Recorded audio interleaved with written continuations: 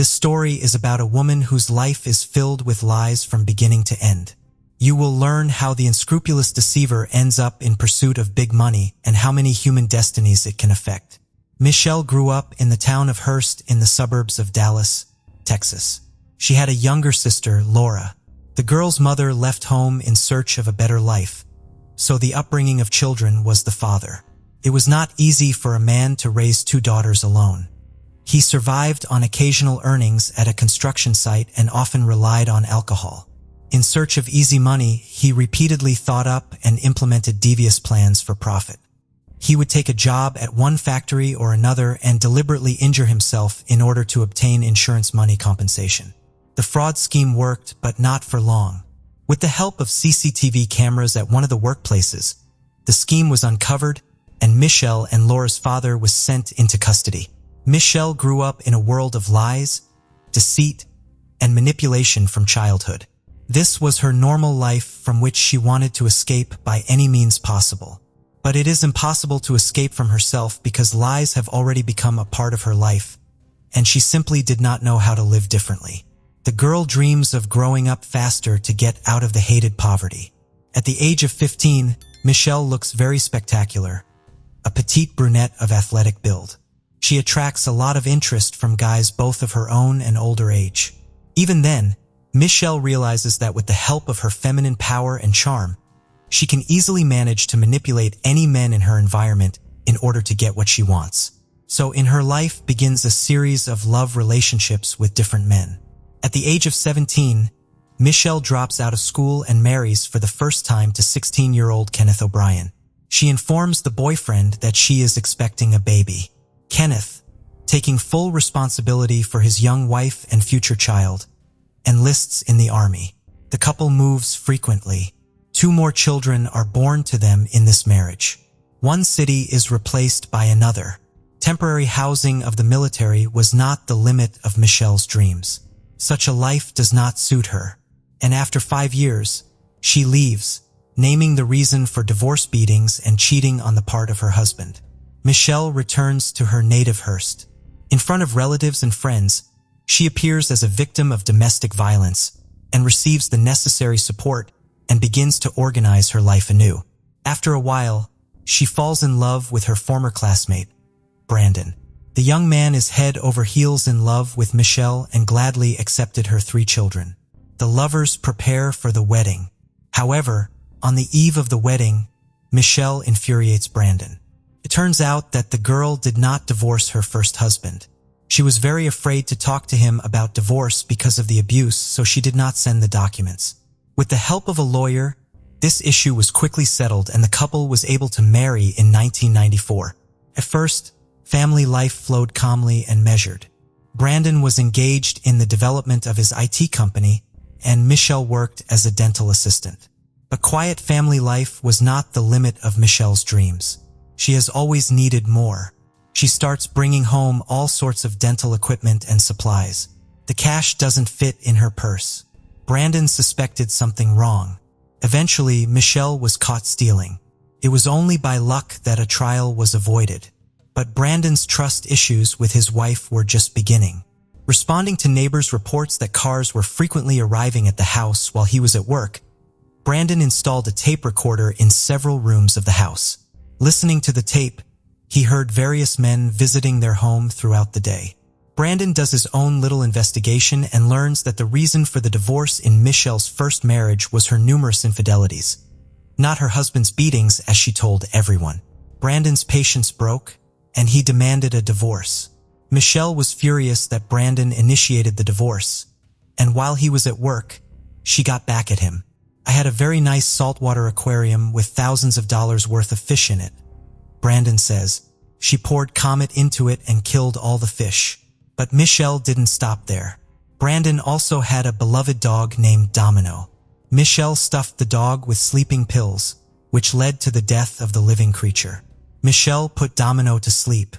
"If you're shocked at this point, we've only scratched the surface," Brandon says. "It was a nightmare that wouldn't stop. You can't make that girl go away." Unfortunately, Brandon learned the truth about Michelle when his own marriage was completely destroyed. Everything Michelle did with Brandon Dixon pales in comparison to her adventures with other men. It was later revealed that John Paul Ray, also a student at the high school Michelle attended in Hearst, was the father of her first child. Instead of revealing this information to John, she told Kenneth O'Brien that the child was his, forcing him to marry her. Kenneth, for 13 years, thought the eldest son was his own. John later told police that Kenneth paid child support from age 5 to 18 and did not know he was not the father. After Brandon and Michelle divorced, she moved in with John, the father of her first child. They lived in a common-law marriage for 8 years. Their relationship came to an abrupt end when John began to suspect his wife of cheating. Michelle didn't deny it. She confirmed the affair on the side. John moved out, leaving most of Michelle's possessions. Michelle's next love was Greg Williams. They were both not so young anymore. Both had a history of past marital failures. The man was married twice and had a daughter. After Greg and Katie divorced in February 2003, the couple agreed to share custody of their common daughter, Taylor. However, there was no formal agreement on child support because the former spouses had a good relationship. Rich, successful, and generous Greg was a perfect match for Michelle. In February 2007, Greg and Michelle had a common daughter, Michaela. A year later, they got married.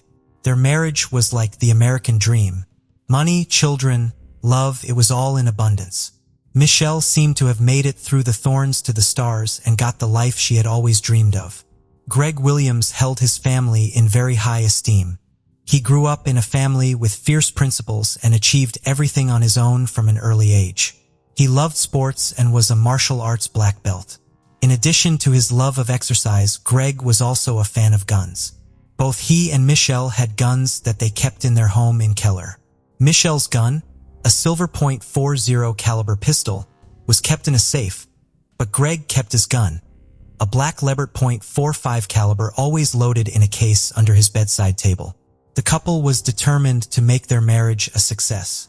They threw birthday parties for their children from other marriages at their home in Keller. Michelle's adult children would have barbecues and swim parties. Very often, the house was full of friends. But despite the picturesque suburban home and a precocious daughter, Greg and Michelle were not the classic American couple. They met through an online community for bondage, domination, sadism, and masochism, and their wild adult house parties led to numerous complaints from neighbors. Without making the matter public, the couple decides to move out. The night before Michelle and Greg had been unable to sleep for a long time, they were preparing to buy a new house for $4,500,000. They emotionally discussed the upcoming event. Greg stayed in the bedroom alone. Michelle went out to her crying daughter and fell asleep with her in the room. On October 13, 2011 at 4:40 a.m., an emergency call came in. A crying woman screamed into the phone that she and her husband had been attacked by a robber. She was injured and her husband had been shot. Within minutes, police arrived at the scene of the tragedy. Inside the home, detectives found a television on full volume and a baby sleeping on the couch. Michelle's daughter was sound asleep and unaffected in any way by the attack that occurred. The woman's behavior alerted police officers. She was behaving rather strangely and did not look like she had just experienced a burglary. Soon, the gated community was filled with police cars, detectives, and forensic experts. The lot was cordoned off, and police searched every inch of the nearly 5,000-square-foot home. Michelle was fully dressed, had her hair styled, and was acting very calm. She told police she was asleep, but her clothing and demeanor said otherwise. As the only witness, Michelle was taken to the Keller Township Police Station for questioning. After several hours of talking to police and investigators, Michelle's story began to fall apart like a house of cards. According to the woman, the intruder dressed in all black hit her on the head with a wrench. She fell from the blow but was conscious and heard a gunshot. The stranger then fled through the back door of the house. Michelle Williams' account did not match what police saw at the scene. Greg Williams was shot in the head while lying in bed. A .45 caliber handgun, presumably used by the intruder, was found near the back door next to a wrench. There were no fingerprints on either weapon. Neither was found to show any signs of forced entry. The family's valuables and money were untouched. Examined CCTV footage from a neighbor's camera showed that only one car had entered the gated community in the hours before the crime. Police confirmed that the car belonged to a newspaper delivery man. To confuse the investigation, Michelle came up with a version of the attack. She hit herself with a wrench and made their large house look like the scene of the attack. But detectives did their due diligence and noticed a number of details that didn't add up. Michelle Williams was fully dressed. Her hair was styled, and she had fresh makeup on her face. It gave the impression as if she was waiting for someone. The gun used during the crime was found in the house without any fingerprints, and the final detail that proved Michelle's lie was the $20,000 in cash that was not stolen in the robbery. Michelle had no explanation for why a successful businessman and devoted father decided to take his own life, but she was able to explain her behavior. Michelle claimed she wanted to spare their young daughter the bitter truth about her father's self-inflicted death. She admitted to police that she wiped down the gun and washed Greg's hands to cover up fingerprints before desperately staging a home invasion and calling emergency services. As bizarre as that explanation was, it became obvious to police why no evidence was found in the house.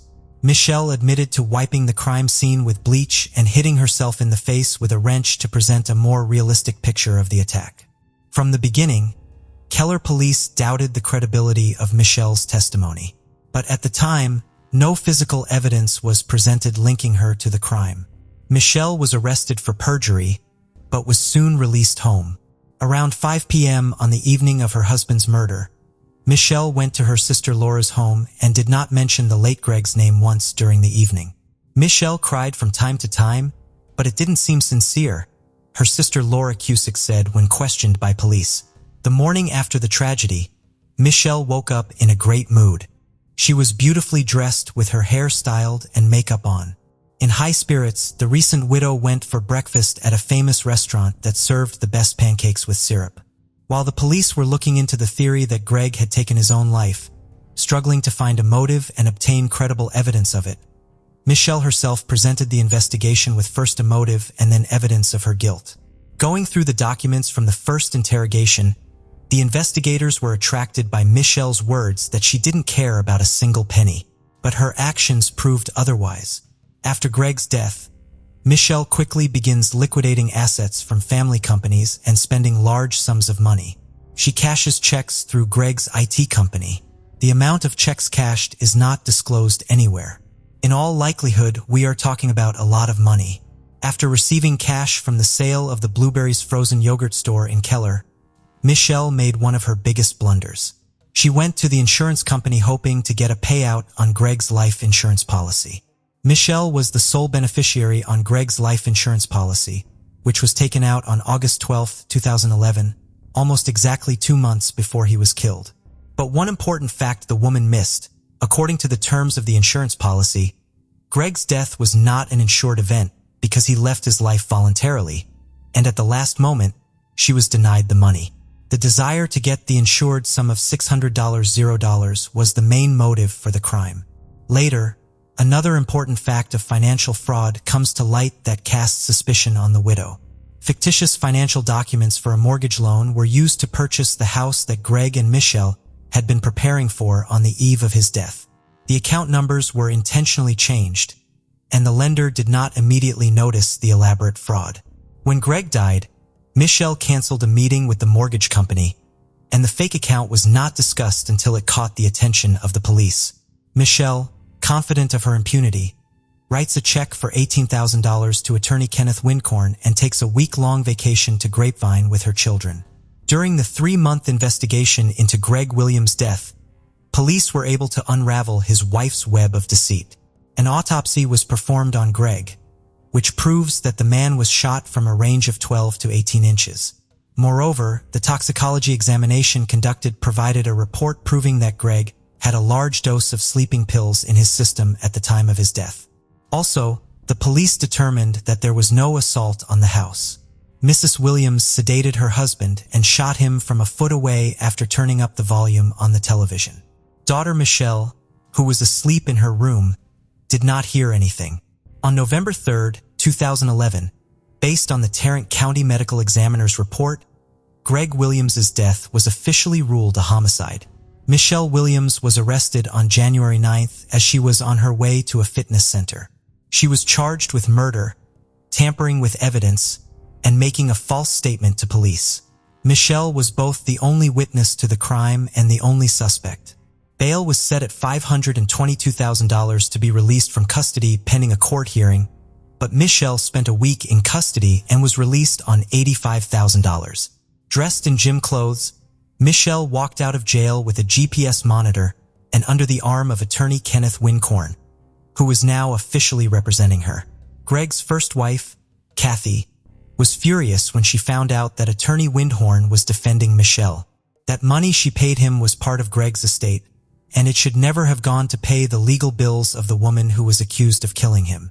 Online court records list Kenneth Windhorn as the attorney for Katie and Greg's divorce in February 2003, and Windhorn's name and signature appear on legal documents regarding the custody agreement for their shared daughter, Taylor, in February 2008.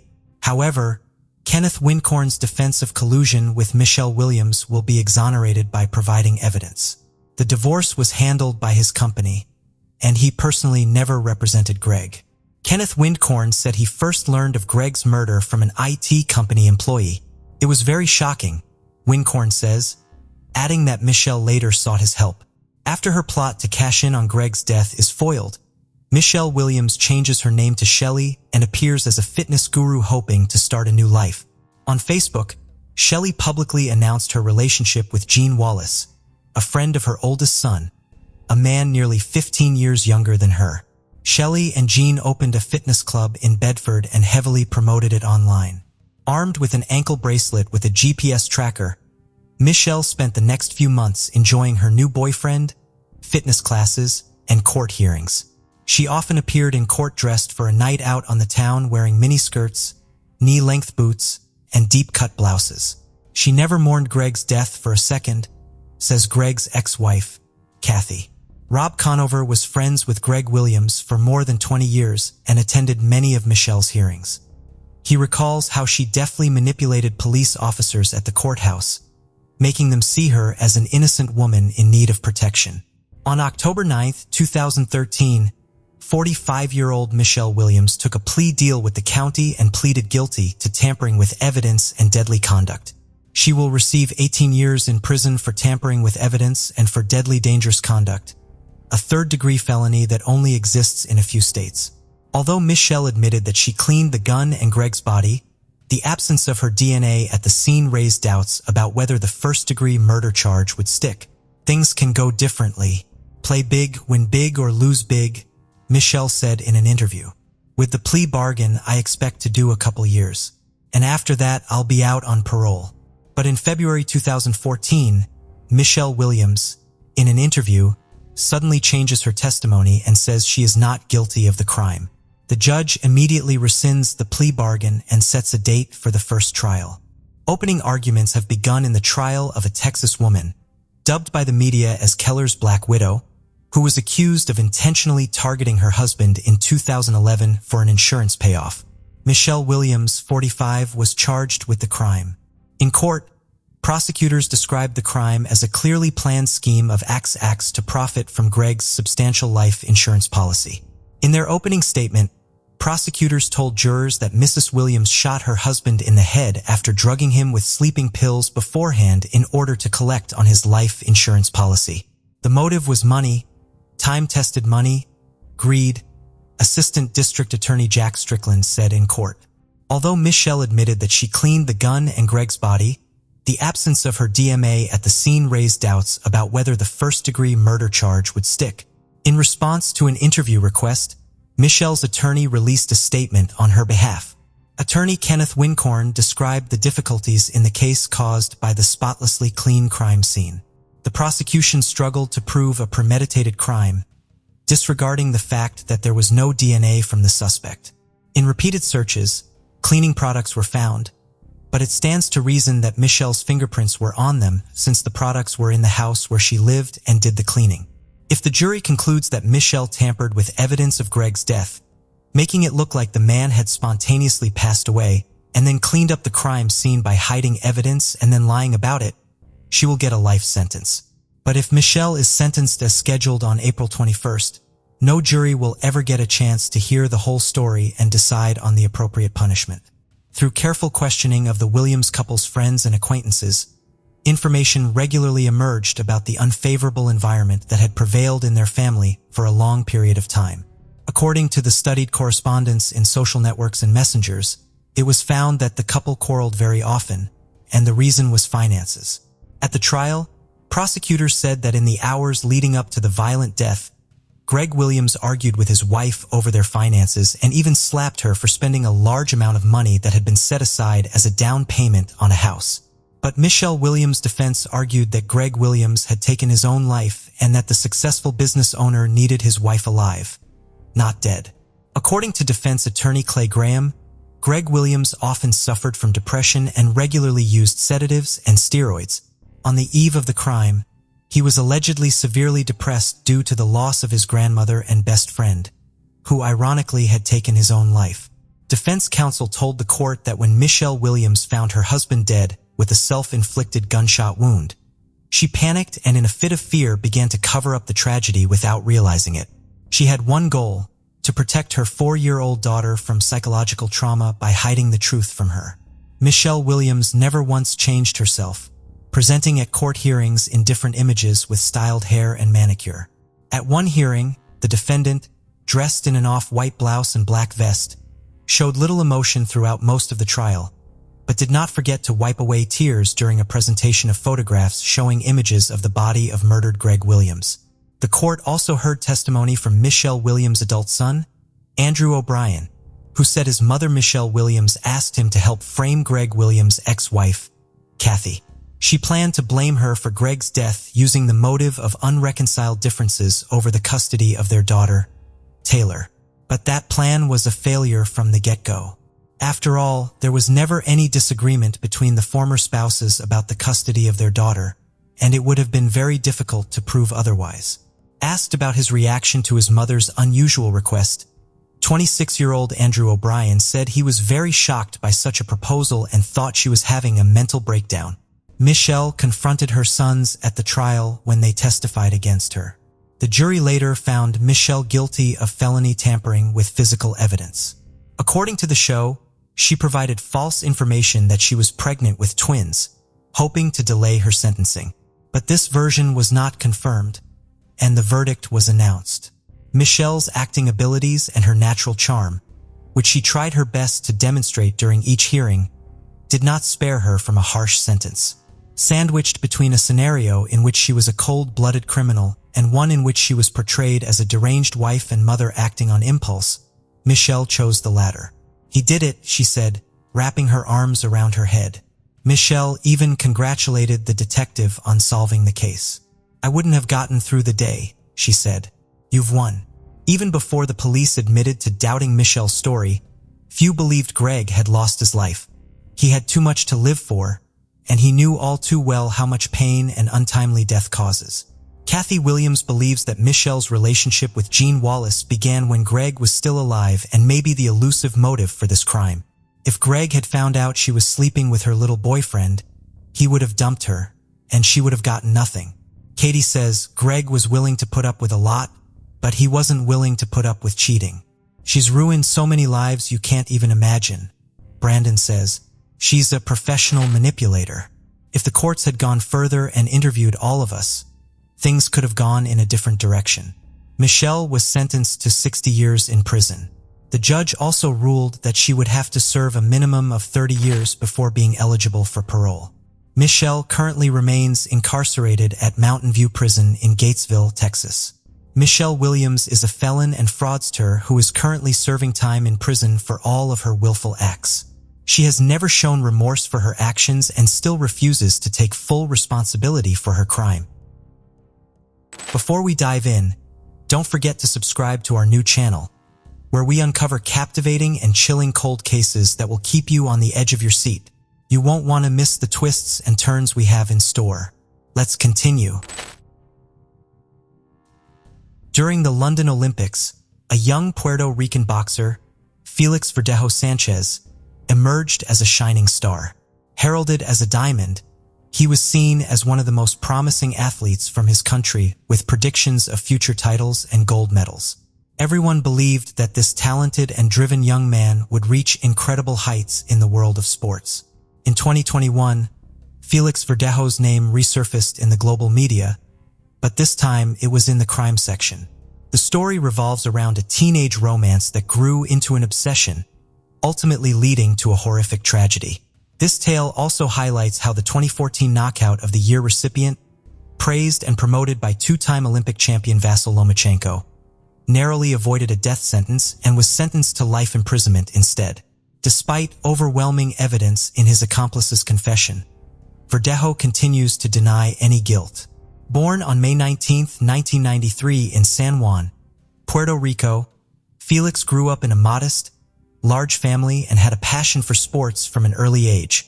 Initially, he planned to pursue a career in baseball, but a pivotal incident changed his path. At 9 years old, after a quarrel and fight with a visiting friend's son, Felix's father suggested he take up boxing if he wanted to fight.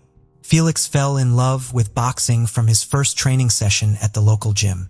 By 16, Felix won the Pan American Junior Championships, followed by his country's championship a year later. In February 2012, he reached the quarterfinals at the London Olympics, marking the start of his impressive professional career. Verdejo had 29 fights, securing 27 victories. In February 2014, he was credited with the year's best knockout against Sergio Villanueva. A year later, Felix won his first championship belt, the WBO Latino title, which he defended 6 times over 2 years.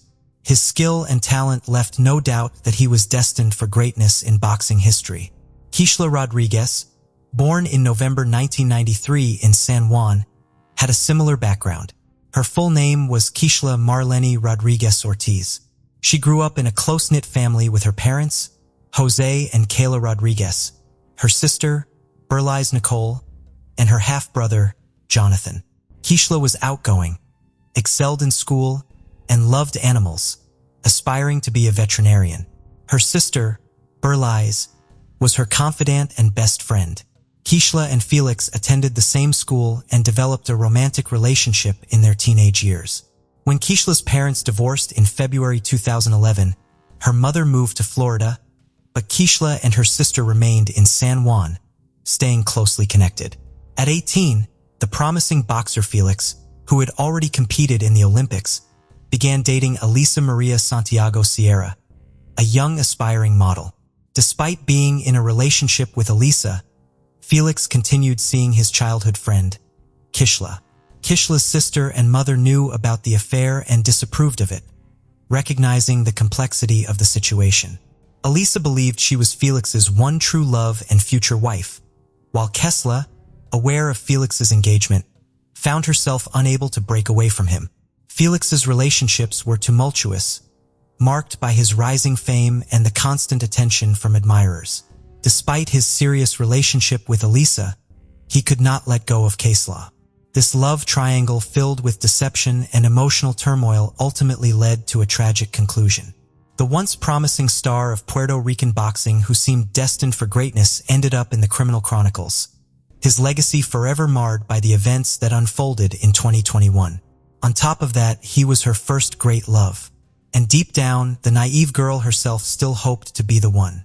In 2016, the boxer did marry the young Eliza, who at that time was barely 19 years old. Eliza by that time was already quite a famous model, had tens of thousands of followers in social networks, and also opened her own beauty studio for eyelash extensions. In August of the same year, just a few months after the wedding, the athlete got into a serious car accident when he was rushing on his motorcycle. He was taken to the hospital in serious condition with head injuries, bruises, and lacerations. His trainer, Ricky Marquez, seriously feared that his talented charge would go off the rails at the height of his career. But Felix, contrary to the disappointing prognosis, made a rapid recovery and soon returned to the ring. In September 2019, the boxer published in his profile in the social network a picture with Elise, who was in a large term of pregnancy. In the comment to the photo, he wrote, "Soon I will meet my daddy's princess." And a month later, he announced the birth of a daughter who was given the name Miranda Verdejo Santiago. The young man in public looked like a loving husband, caring father, and an exemplary family man. But secretly from his wife, he continued to meet with Kishla, who could not let go. As Eliza later admitted, she guessed that her husband was cheating on her, but every time he tearfully vowed to leave his mistress. Quicla repeatedly tried to break off this painful relationship, but Felix would not let her go. She had no other men because the boxer threatened that if he found out about the fact that Quicla had someone, not good for her and her chosen one. Quicla herself, who had fallen in love with Verdejo since high school, continued to love him despite everything.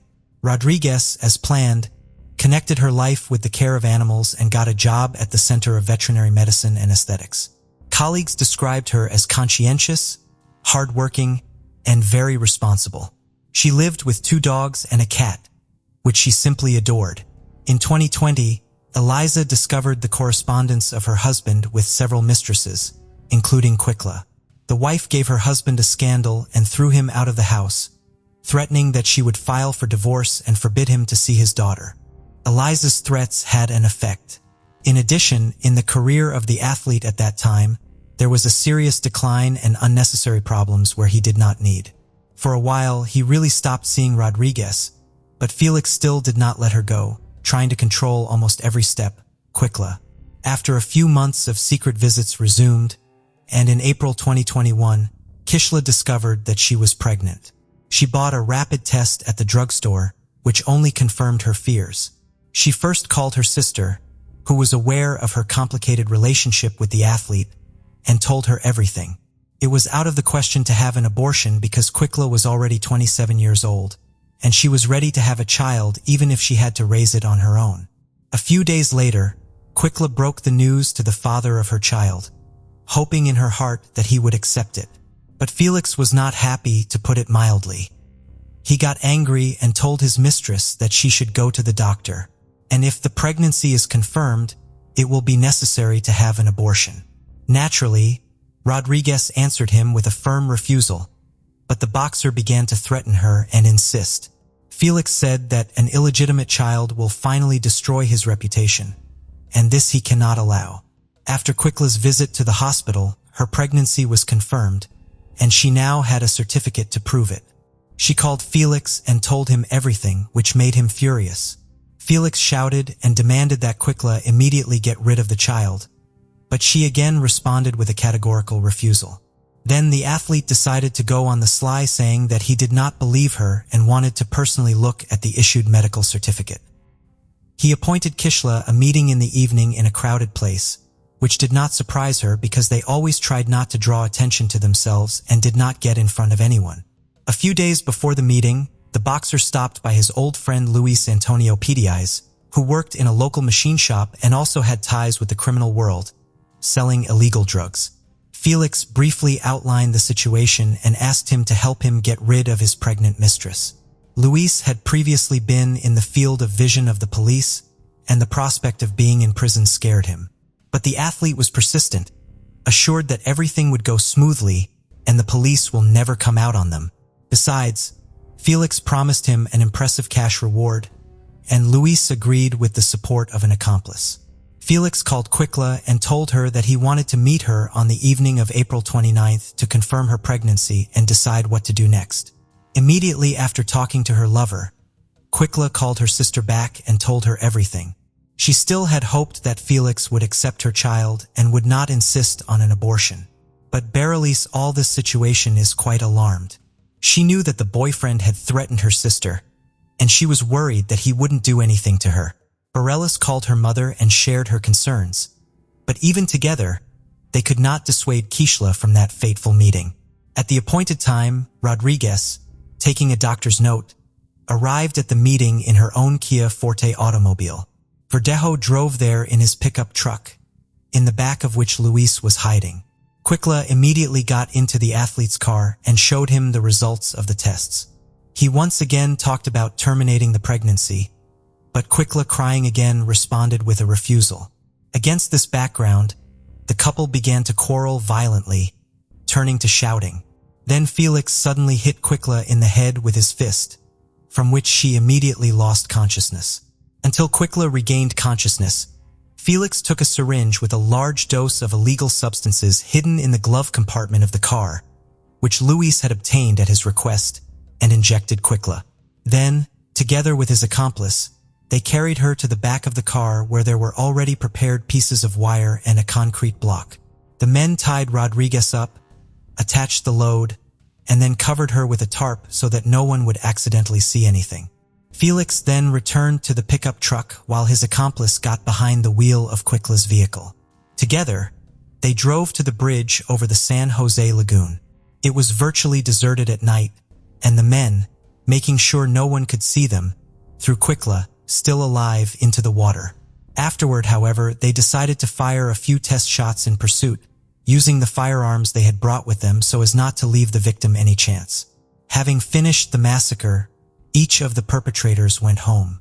Kishla's co-workers were the first to worry when she didn't show up at the Veterinary Medicine and Aesthetics Center the next day. Kishla has always been very responsible and couldn't just not show up for work without notifying anyone.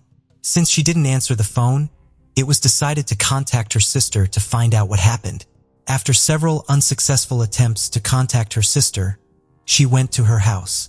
No one answered the door, but Berenice had a spare key, so she got in without difficulty. However, she was met only by hungry animals who had not eaten anything for almost 24 hours. Now Berenice was already in a panic because she realized that something terrible or irreparable had happened to Quicla.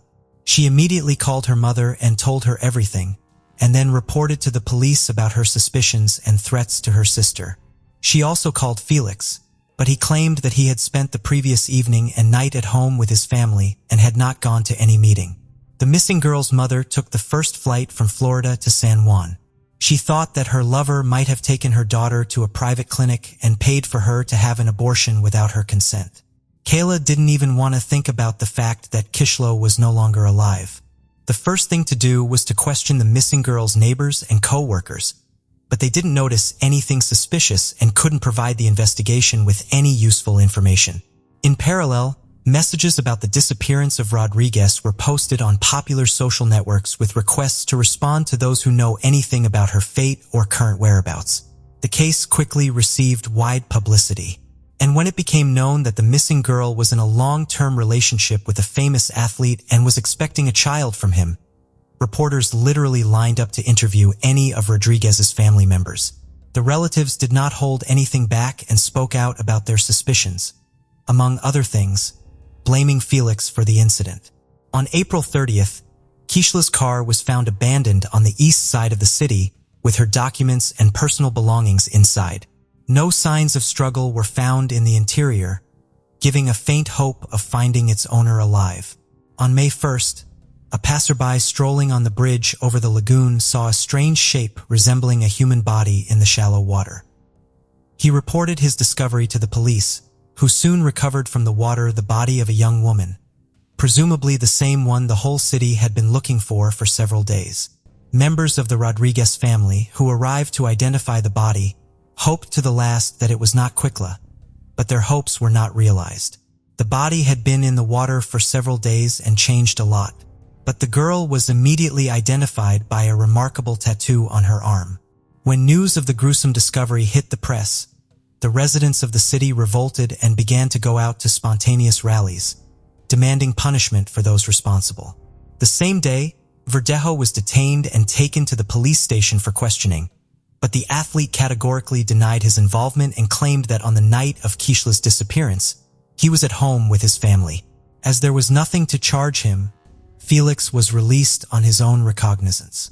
One of the key witnesses was the athlete's legal wife, who at the first interrogation admitted that she was aware of his affair with Kishla, but that she had heard about her rival's pregnancy for the first time. On top of that, she did not confirm her husband's alibi, saying that he was not at home on the night of the murder. The first thing investigators did was check traffic surveillance footage on the way to the bridge from which Quicla was thrown. That's how they found Felix's pickup truck and the victim's car traveling behind each other. But the Kia Forte was clearly not driven by its owner. On the same day, the boxer's car was seized for examination, and in its body, they found some hair of the deceased. Luis was the first to surrender to the police, promising to tell the whole truth in exchange for a reduced sentence. Felix was also taken into custody, but he refused to cooperate with the investigation, did not answer questions, and continued to deny his guilt despite the presence of irrefutable evidence. A firearm was seized from Felix, which he used to shoot the victim from the bridge and for which he had an official permit. Also, a cell phone check confirmed the fact that Felix, Luis, and Quicla were in the same location on that fateful night.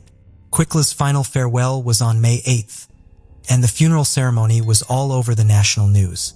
It was a kind of action calling for the perpetrators of the tragedy to be punished to the full extent of the law, as well as an action to draw public attention to the problem of gender violence. The coffin with Rodriguez's body was brought to the cemetery, not in a traditional hearse, but in a white carriage over which white flower petals were thrown from the air. Many famous Puerto Rican natives, including show business stars, athletes, politicians, and public figures, have spoken out about the high-profile incident. Verdejo was charged with carjacking, kidnapping, premeditated murder, and the murder of an unborn child. All of these crimes together carried the death penalty, but the relatives of the deceased from the very beginning asked the court to elect a sentence of life imprisonment for the killer so that he would suffer in captivity for the rest of his life. The hearing was repeatedly postponed due to the worldwide coronavirus pandemic. But in the spring of 2021, the trial was held in virtual mode. The court found that the crime was committed by a group of persons by prior conspiracy and with particular cruelty against a pregnant woman. It was possible to reconstruct the chain of events of that night and the details of the crime, mainly thanks to the testimony of Luis, who did not deny his guilt. He admitted that it was he who, at the request of a friend, got the drug for injection and also brought a wire and a concrete block to get rid of the body. But Felix continued to insist on his non-involvement in the case, although his words could not seriously affect the situation. By the way, the wife of the boxer, who acted in court as a witness, almost immediately after the arrest of her husband filed for divorce and tried to abstract from what was happening, focusing on the development of his business and raising a young daughter. According to some reports, not so long ago, Elisa Santiago remarried. Elisa herself admitted in an interview that she repeatedly received anonymous calls and messages with death threats, as well as death wishes to her and even Miranda. Many considered it was the spouse of the athlete as the organizer of the crime, but no evidence was found. In the summer of 2023, it became known that the jury, having familiarized itself with all the evidence and heard the testimony of all the witnesses, was finally ready to announce the final verdict. Felix Verdejo and his accomplice Luis Cadiz were found guilty on each of the charges against them. But despite this, the killers have not yet been sentenced. The next court hearing is scheduled for mid-November 2023. Most likely, both men involved in the deaths of Keishla Rodriguez and her unborn child will likely go to prison for life with no right to ever leave prison. Imagine that today we will visit a Hollywood movie studio where they shoot the best movies in the world of different genres. But instead of a movie pavilion, we will find ourselves in Wilbur, Nebraska, and our movie for today is a bloody thriller. Nebraska is the territory of the Great Plains. It is located in Tornado Alley. In spring and summer, there are often severe thunderstorms and tornadoes. Nebraska is the only tri-state that is landlocked, which means to get from Nebraska to the ocean, bay, you have to cross 3 states. Passing motorists don't like to stop on a dark country road, but a flat tire forced Michael to make a stop on a remote dark highway. He pulled over to the side of the road and got out of the car. As he walked around the car, his attention was drawn to a large black bag, the kind used for throwing out garbage, but the bag had an unusual shape. Michael returned to the car, took a flashlight from the glove compartment, and illuminated the bag. It was torn open. There was a stain on the ground around it. Something had leaked out of it, and something light-colored was flickering out of the holes. Moving closer, the man froze at what he saw. A human hand was sticking out of the bag. A call to the emergency services raised the whole town. A few minutes later, investigators arrived on the country highway and thoroughly inspected the area. They confirmed that the package they found. Searchers continued to comb the surrounding area. The recovered remains were soon identified. The victim was 24-year-old Sydney Loof. Sydney Irene Loof was born on August 21, 1993 in Broken Bow, Nebraska. She grew up in Arcadia with her parents George and Susie Loof. Sydney's family moved to Nile in February, at which time she was in 2nd grade. Her mother Susie was a special education teacher, and her father George was the school principal. Sydney was always a very active child. The girl had a normal, happy childhood filled with a love of nature. She loved fishing, which her father always took her to. During her school years, Cindy played favorite hobbies and put a cross on her sports career. In 2011, after graduating from high school, Sydney got a job at a local Menards store that specialized in home improvement products. The Loofs were a close-knit family, and when Sydney had to move from Norfolk to Lincoln because of work, they all made sure to keep in touch almost every day and often met for dinner. Even though Sydney lived separately, she often returned home to her parents' house. But lately, Sydney had been struggling with depression and felt that the medications she was taking were only making things worse. Sydney told how her inner state was getting back to normal, her voice sounding quite optimistic. She was trying to make some changes in her life and was looking for a new job. For a young woman, working in a store was not the limit of her dreams. She did not know what she wanted to become or what to do with her career, and these worries led to a rather depressive state. In November 2017, her mental state deteriorated to the point where she started taking antidepressants and sometimes allowed herself to smoke pot. Her family and friends were supportive in every way possible, but she wanted not only companionship, but also love. Being young and modern, Sydney had an interest in the female gender, so she would sometimes look for other girls on social media for dating purposes. To find a friend, Sydney used Tinder, an app that allows millions of people around the world to find, fall in love, and date. In November 2017, she found a girl named Audrey, and the girl replied to her. They began to correspond. The girls found many common interests such as gambling, hiking, and delicious food. Already after 100 messages, they decided to meet. On November 14th, Sydney headed over to Audrey's house to Wilbur. Their first meeting went so well that Sydney was very happy. They liked each other and agreed to meet again at Audrey's house. On November 15th, Sydney worked her shift at the store and went home. She cleaned herself up, styled her hair, and did her makeup. Before going out, she took a photo and posted it on Tinder with the caption, "Ready for my date." After the photo, she got a message to go out with Audrey waiting for her in the car. The girls drove off. The next day, Sydney Loof didn't show up for work. But even though she had been in high spirits for the past few days because of her new acquaintance, her family was concerned when co-workers informed them that she didn't show up for work because it was nothing like their responsible Sydney. Susie spoke of her daughter suffering from anxiety and deep depression. Just days before her disappearance, Loof had discussed her deteriorating mental health with her family, who advised her to see a doctor again to take antidepressants. That was the last time Loof's family saw Sydney. The girl's parents went to her apartment and were extremely surprised that Sydney had left her favorite cat, Mimsy, without food or water. This was extremely unlike a caring landlady. The parents knew how much Sydney loved her cat and never left her alone for long. They were concerned and reported Sydney missing to the police. The apartment itself was locked. When the police did a welfare check of Sydney's home, they saw nothing out of the ordinary. But the family was adamant. Something was wrong, and the police took their concerns seriously. On November 16, 2017, the 5'7" blonde was reported missing after she failed to show up at the showroom of the Menards store, where she worked at 27th Street and Cornhusker Highway. Sydney suffered from a spinal condition and walked in a different way that would make her stand out from the crowd. She was wearing a white Columbia brand jacket and a cream-colored shirt. When testifying about the prior events before she went missing, her parents told police that she told her friend on Snapchat Wednesday morning that she had gone on a date with a woman she met online Tuesday night and planned to meet up with her again Wednesday night. Sydney's car, which she left in Northeast Lincoln, was found. Police officers said they had conducted interviews and were looking for any leads that could lead to Sydney or her trail. Loof's family distributed flyers saying she may have been abducted 40 miles southwest of Lincoln, where the latest information indicated her cell phone was communicating with a tower.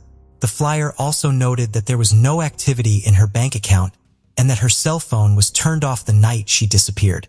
The flyers gave a description of the young woman and distinguishing features such as several tattoos.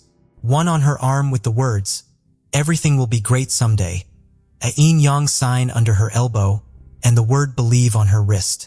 Anyone with information on Sydney Loof's whereabouts has been asked to contact police by phone. A huge appeal to find Sydney was launched, which included highway billboards with the girl's picture, and a manhunt was also launched on the TV news. Susie persisted in claiming that something had happened to Sydney after the date her daughter had gone on. To prove her point, she took a screenshot of a post that Sydney posted on Snapchat with her picture and the caption, "Ready for my date." Sydney's friends confirmed that she was going on a date with a woman she met through Tinder named Audrey. During the search, police reviewed Sydney's phone records and surveillance footage from the store where she worked and quickly identified the person they wanted to talk to. The last time Sydney's phone rang a cell tower in the Wilbur neighborhood, probably not far from Audrey's home, but police had no idea who she was. Authorities began searching for a woman named Audrey, the last person to see Sydney alive. But no one knew how to find her because no one knew who she was or if she had a real name. To the police's rescue came Sydney's friend, Brooklyn, who decided to find Audrey herself through Tinder. She downloaded the app, found Audrey, and exchanged phone numbers with her. That's how police learned Audrey's real name. She turned out to be 26-year-old Bailey Boswell. It turned out that Bailey's apartment is within reach of the very cell tower where Sydney's phone was last seen connected to the tower. It also became known that this apartment Bailey shared with her partner, 52-year-old Aubrey Trail. So who are Bailey and Aubrey? Bailey Boswell grew up in Lyons, Iowa. She grew up in a wholesome, normal family, was a friendly kid, and did well in school. Bailey had success in basketball and was an excellent runner. However, after losing her father, her life changed direction. And after graduating from high school, Bailey went down the wrong path. Bad company, alcohol, and illicit drugs came into her life. On one of the dating websites, she met Aubrey after looking for a daddy status. Aubrey Trail had a depressing past. He had multiple fraud charges, fraudulent check fraud, and theft. Aubrey created his own cult where he called himself the Vampire Daddy. He paid women $200 a week to follow his rules. The rules were strange enough, but there were women who believed Aubrey. At the time of Sydney's disappearance, Aubrey and Bailey were ordered by the court to pay over $400 for fraud. They also had numerous misdemeanors on the two of them, but the couple managed to go on the run. On November 19, 2017, after obtaining a warrant, police searched Bailey and Aubrey's home. An inspection of the apartment revealed that some of the walls had been scrubbed with bleach, which was confirmed by a neighbor who had noticed the acrid smell of chlorinated substances 2 days earlier. Police actively began searching for the suspects. While on the run, they posted videos on Facebook saying they had no involvement in Sydney's disappearance and hoped for her safe return. Bailey claimed she went on 2 dates with Sydney, but dropped her off at a friend's house and never heard from her again. She said, "I just want Sydney's family to know that I'm really sorry, but I had nothing to do with it. I hope Sydney is found very soon. She's a lovely, amazing girl." It took police a few days to track down the couple, but they eventually found them at a hotel in Branson, Missouri. Bailey Boswell and Aubrey Trail were taken into custody. A few weeks after Sydney was reported missing, after carefully analyzing phone records and Bailey's location records, police discovered Sydney's remains. She had been dismembered. Her body had been cut into 14 pieces, and police found 13 of her body parts in black plastic garbage bags in ditches in Clay County. Some of her organs, including her heart, were missing. This is just horrific. A total of 16 crime scenes were found with Sydney's remains or personal belongings. Her car keys, driver's license, phone case were found along the highway. All the routes matched the movements of the two perpetrators. Forensics conducted autopsies on 13 body parts that were found. There were abrasions on Sydney's wrists, a bump on her head, torn earlobes, abrasions and contusions on her back. There were wounds on her body indicating that Sydney had fought for her life. The heartbreaking discovery shocked not only Sydney Loof's family and friends, but all of Nebraska. On December 11, 2017, the Loof family held a private funeral for Sydney at the Lutheran church the girl attended during her lifetime. Bailey and Aubrey were charged with first-degree murder, improper disposal of human remains, and conspiracy to commit a felony. Bailey pleaded not guilty to all 3 charges. Aubrey also pleaded not guilty to felony murder and conspiracy, but pleaded guilty to improper disposal of human remains. Each successive deposition of Aubrey differed from the previous one. The man was constantly confused, changing the course of action and adding different actors. When Aubrey first talked to the police after his arrest, he told them about the cult he and Bailey were involved in. He talked about witchcraft and told them that he was a vampire who could fly. Aubrey portrayed himself as the leader of this cult and a vampire and assured them that he had witches in the cult who had to kill another woman to get powers. So at one of his first court hearings, he admitted that he killed Sydney Loof, but did it completely by accident. He said that he paid her $5,000 to fulfill his intimate fantasy with 2 other women. Sydney agreed, but died accidentally during the intimate act when he accidentally strangled her with a cord. He also admitted that he disposed of the body by cutting her into pieces as it was a ritual in accordance with his religious beliefs. He had to drain all the blood to release her soul to the gods in a sacred place and lay out her body parts to help her reincarnate faster. But this version turned out to be false. Surveillance footage provided, dated November 14th, shows Bailey and Aubrey checking into a hotel in Lincoln, not far from where Sydney lives. And then on November 15th, they visit a home improvement store, which shows them buying a gruesome array of tools. A hacksaw, chlorine bleach, a folding saw, a stationary knife, and the bags used for Sydney's remains. On November 15th at 12:01 in the afternoon, a surveillance camera captured Sydney crossing paths with Aubrey at the Menards store during business hours. But the girl had no idea at the time who he was or how cruelly fate would play her. On June 11, 2018, the first court hearing was held for the murder and improper burial of Sydney Loof's remains. Separate trials were ordered, but the charge was essentially the same for both. The trials were held in Lexington because attorneys argued that Bailey and Aubrey would not get a fair trial in Wilbur because of the publicity surrounding the case. The prosecution argued that Sydney was murdered. She was strangled, and the crime was a premeditated attack that was carefully planned. Aubrey and Bailey were declared ringleaders of a group that was interested in recruiting young women for intimate games. Bailey therefore used Tinder to find the women. At trial, the jury heard testimony from 3 other women who said they had been in relationships with Aubrey and Bailey at different times, and their acquaintance also began on Tinder. All of them had been involved with Bailey and had participated in intimate acts with Bailey and Aubrey. One woman said she even traveled with them after they met. She said Aubrey gave her a weekly allowance of $200 and invited her to join his cult. He called the cult members witches and said she had to torture and kill someone to join them.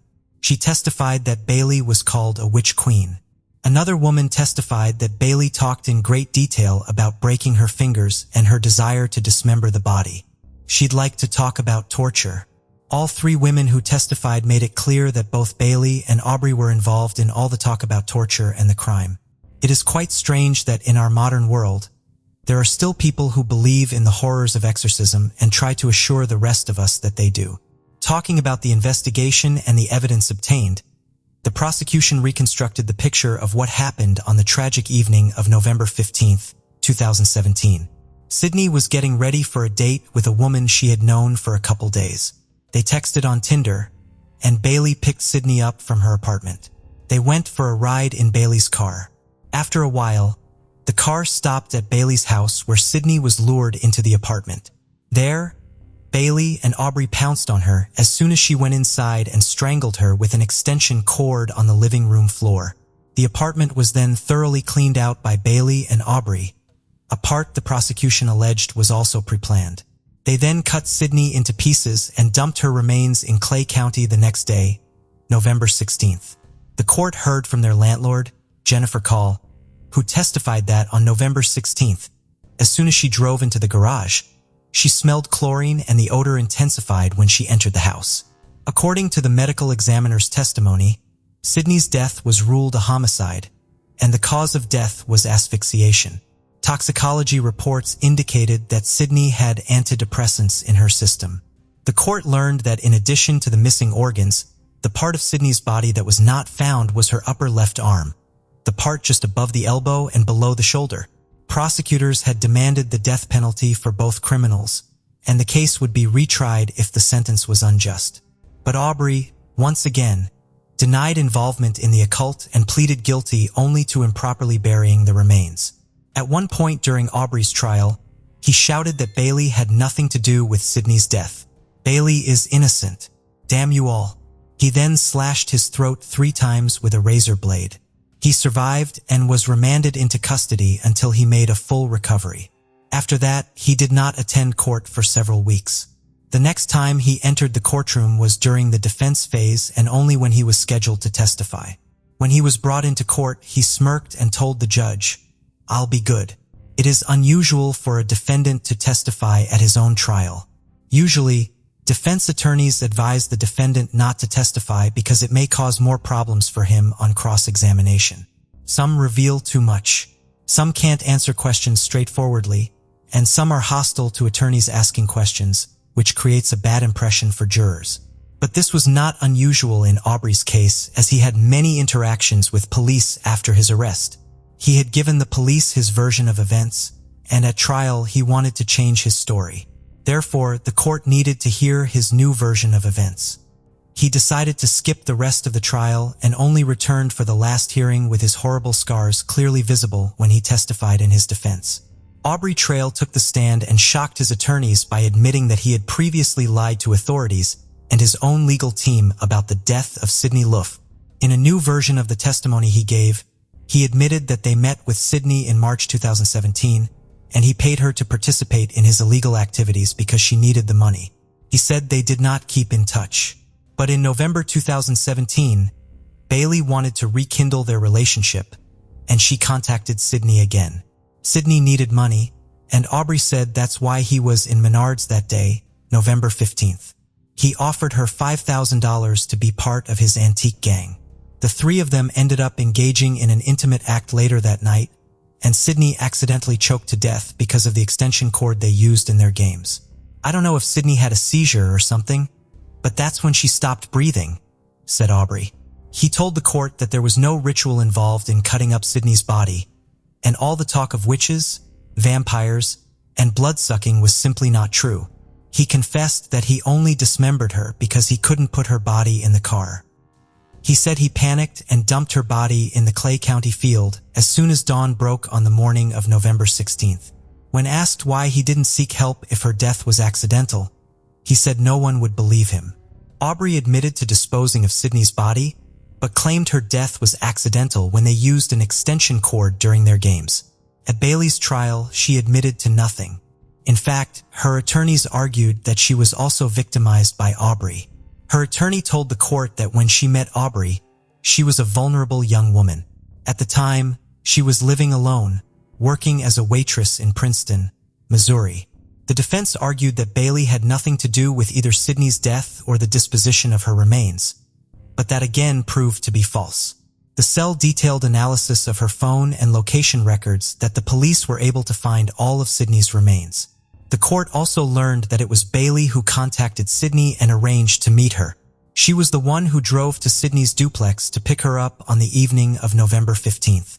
The prosecution told the court that Bailey derived satisfaction from discussing acts of cruelty, and she enjoyed talking about torture with Aubrey.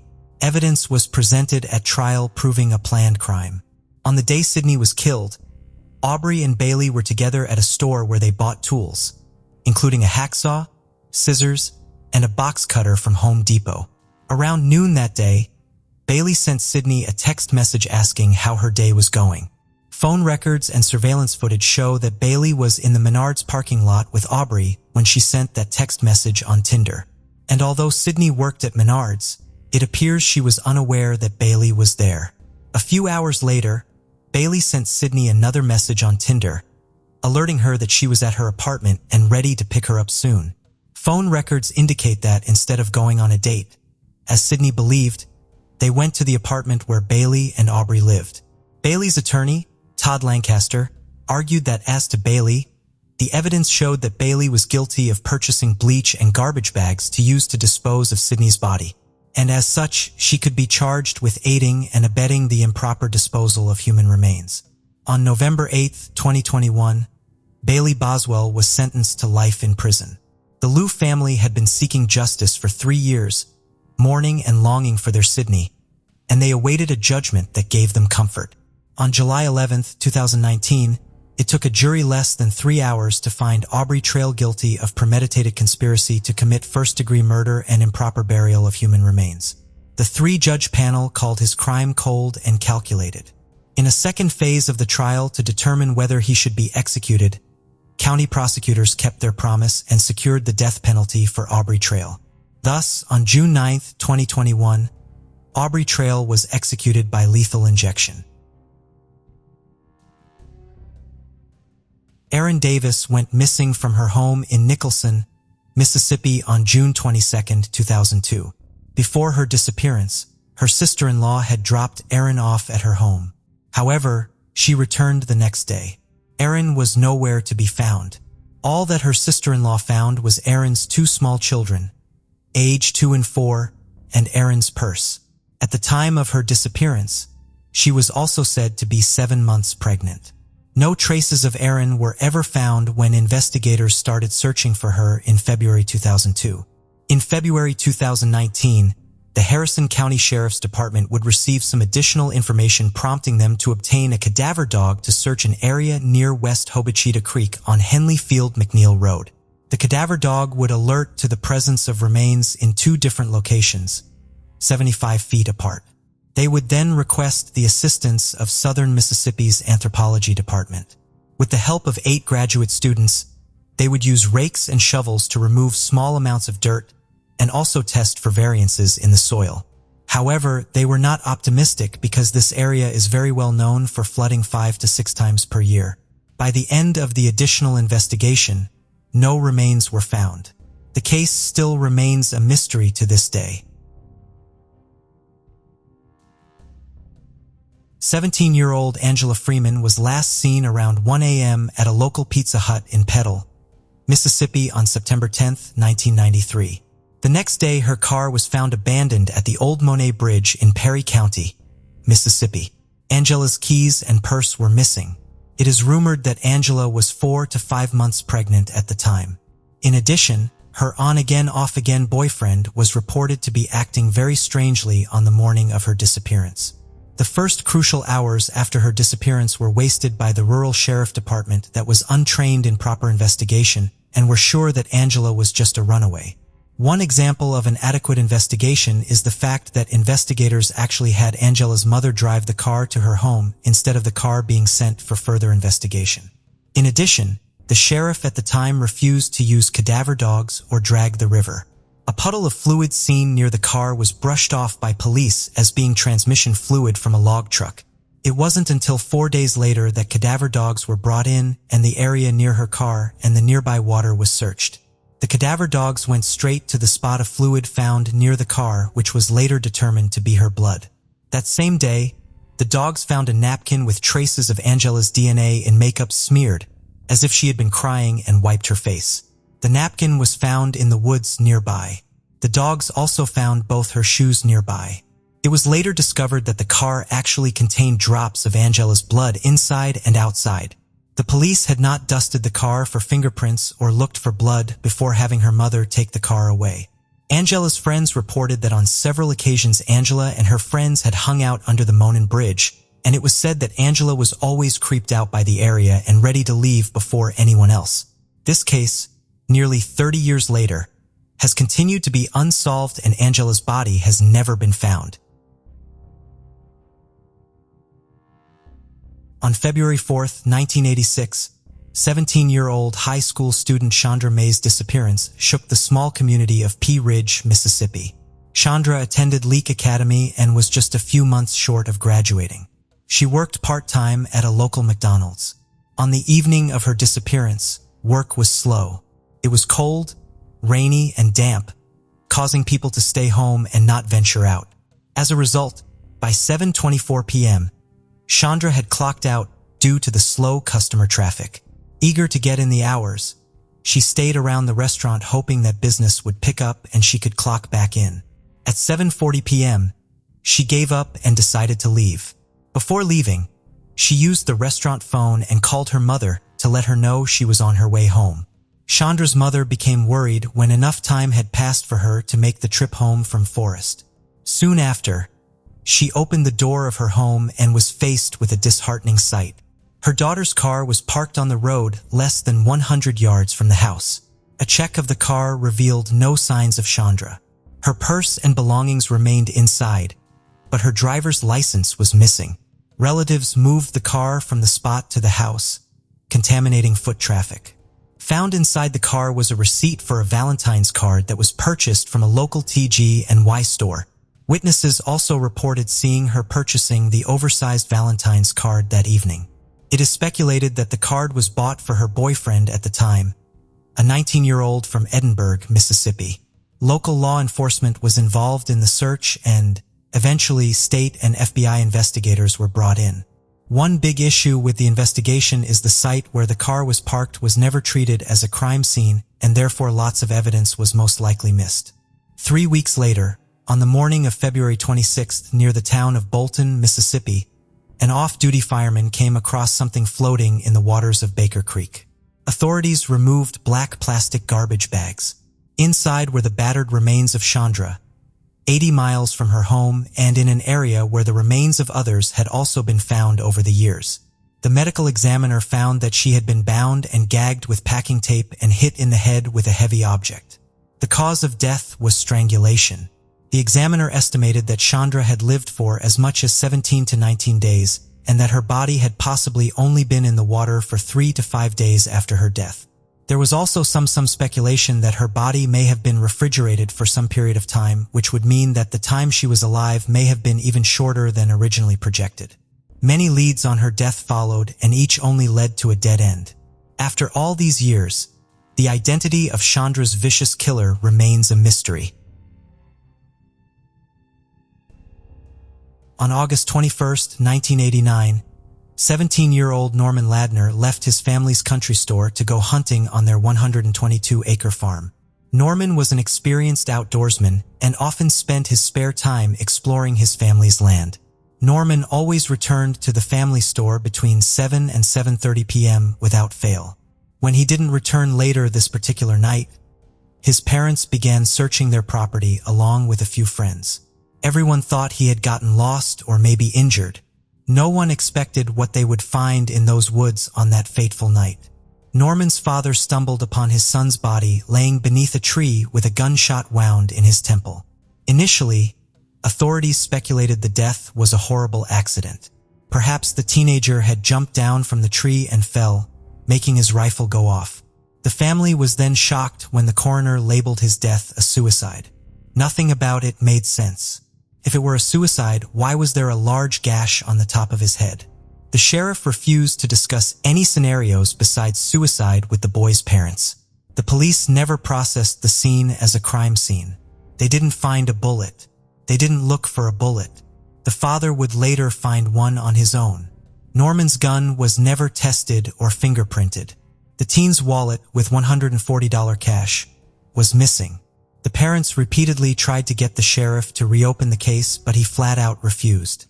His father, desperate for answers, went out into the woods to begin his own investigation. There in the dirt, under where his son's head would have been, he found an investigation. There in the dirt, under where his son's head would have been, he found a bullet with human blood and hair. It seemed to the father that his son was slumped on the ground, rolled to the side, and someone standing above him shot the teen through the temple.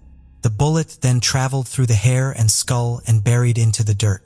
Still desperate for answers, the boy's father took the bullet to the sheriff and was quickly dismissed. The police claimed since they didn't find the bullet, then they couldn't prove it was the one that killed Norman. Norman Sr. took the bullet to the state's ballistic lab. He explained how the bullet was too long to fit into his son's gun and asked the examiner to look over the bullet. The results came back inconclusive, citing the same lines as the sheriff almost verbatim. To make matters worse, when the bullet was returned to the family, it was a different bullet than the bullet they had sent in. One day, Norman's mother was approached by a stranger asking if he could discuss her son's case with her. When the pair were out of earshot of her husband, the stranger turned and uttered a chilling threat to her. He told her she should just drop the investigation because they would never find Norman's killer. Frightened, she hurried back to her husband and told him about the incident. The man was gone before anyone could find him. One day, the teen's father was once again looking for clues in the woods. 300 yards from where his son was found, he saw a strange object hanging in a tree. It was a homemade radio device of sorts, covered in tape and wires with a small antenna protruding from the top. It was then taken to a retired DEA agent who knew immediately that this was a device used by drug traffickers to transmit signals. The narcotics planes would fly over an area, and when the signal was picked up on their devices, they would drop their load of drugs. Was this the answer the family had been looking for? Did the teen stumble upon a drug trafficker? To make matters worse, a sheriff would later be charged with dogfighting and other illegal activities. Although some believe he had ties to the local group of Dixie Mafia drug cartels, nothing has been proven. Mary Jacqueline Levitz was last seen on November 18, 1995 by a neighbor as she entered her Vicksburg, Mississippi home shortly after 4 p.m. on November 18th. She was seen earlier the same day by a store clerk at a business in Vicksburg, Mississippi, where she was buying wallpaper for her new home. 2 days later, on November 20th, her disappearance was discovered when a relative went to her home to find out why she hadn't been answering the phone. Jacqueline's front door was found open. Her bedroom carpet and king-size mattress were soaked in blood. Someone had turned the mattress over to conceal the stains. Signs of a fierce struggle, including torn-off fingernails, were scattered on the floor. Although the local sheriff says 2 purses and a tote bag were taken from the house, the perpetrators left behind 2 fur coats valued at $200,000 and a $3,000 pair of earrings, and her cream-colored Jaguar was parked in the driveway. Jacqueline's last marriage was to Ralph Levitz, co-founder of the Levitz furniture empire. Ralph died in March 1995, and Jacqueline inherited his estate worth an estimated $15 million. She had resided in Palm Beach, Florida, but moved to Vicksburg just a few weeks before she disappeared to be nearer to her family. Jacqueline's house in Vicksburg was undergoing extensive remodeling in November 1995, but she was still living in it. There was almost no furniture in the house, only her mattress, some plastic lawn chairs, and a refrigerator. One theory is that whoever abducted Levitz was already in the house when she returned home from a building supply store that Saturday afternoon with wallpaper samples. Because work was being done on the attic, an intruder would not even need to break in. Jacqueline's loved ones and the police believe she met with foul play. Her lawyer speculates that she was the victim of a botched kidnapping, probably at the hands of someone from outside the Vicksburg area. Police believe her body may have been disposed of in the Mississippi River, which runs near Jacqueline Tom. She was declared dead in February, but her presumed murder for murderers remain unconfirmed. 15-year-old Eva Debrul would get up on the morning of June 29, 1977 and go outside and mow her parents' lawn at their home in the Charlotte, North Carolina area. She would then come back inside and make some iced tea. She would receive a phone call requesting her father to go into work, so she informed him and he left just after 11 a.m. Eva's mother worked the night shift and was sound asleep around this time. When she woke around noon, she would find the television on in the house, a pot of iced tea and a glass, and Eva's rubber flip-flops on the front lawn. But Eva was nowhere to be found. Eva has never been heard from again. None of Eva's clothing or belongings were missing except for her eyeglasses. Between the hours of 11 a.m. and noon, Eva's grandmother, who lived nearby, saw a late model blue and white or green and white Jeep-style vehicle drive up to the Debrul residence and stop by the front door. A man would get out of the vehicle and make his way to the front porch, where he appeared to be talking to someone through the screen door. The grandmother assumed the man had come to talk to Eva's father about fixing the car. But Eva's father had already left to go to work. She would see the vehicle again about 10 to 15 minutes later. However, Eva's grandmother didn't notice if he stopped again, and never heard any suspicious noises, and never saw Eva get inside the man's vehicle. The man has never been identified, and it is unknown if he had any connection to Eva's disappearance. He is described as Caucasian with a medium height and build and was seen wearing a light green shirt and dark green pants. Eva's family says she was always well behaved, had no boyfriends, and always kept her mother informed of her whereabouts, which means Eva most likely didn't leave on her own, and foul play is suspected in her case. Eva's father, so stressed about her disappearance, would quit his job to spend his days searching for her. Eva's name would come into the public attention when suspected serial killer Henry Lee Lucas would confess to killing her. The only problem is Henry Lee Lucas confessed to killing close to 600 people, and many of those crimes he confessed to he didn't even commit. So while Henry Lee Lucas claimed to have killed Eva, it is hard to say whether he was being honest or not. He was originally sentenced to death, but his sentence was commuted in 1999 to life in prison. He would die in prison of heart failure at the age of 64 on March 12, 2001. Sadly, it is not known if he actually killed Eva. As of today, Henry Lee Lucas has never been charged with her disappearance, and Eva has never been found, and the case remains unsolved. Tahir Rada was the pride and joy of Shemuel and Ilana Rada, inhabitants of the peaceful Catherine, a short distance from Haifa in Israel. She grew up with her older siblings, Roy and Ohad, who were always watchful and caring towards her. Tahir's vivacious spirit, love for the arts, and talent in dance made her stand out. Her friends fondly referred to her as their guiding star. Naturally, Tahir's charisma meant she led and others were inclined to follow. Though her beauty and wit sometimes brewed jealousy among other young girls, any rifts were generally short-lived since many of these girls had been friends from childhood. Tahir's daily life included attending a local high school, and like many kids in her neighborhood, she preferred walking to school. It was her routine to call her mother upon reaching home, a reassuring habit for the family. However, on the fateful day of December 6, 2006, things took a turn. Skipping her last class to mingle with her friends, Tahir was her usual self, blending in and enjoying the camaraderie. Around 1:20 p.m., she got really thirsty, so she went to the school building to get a drink. Some younger students recall seeing her on the floor where the 10th grade classrooms were located.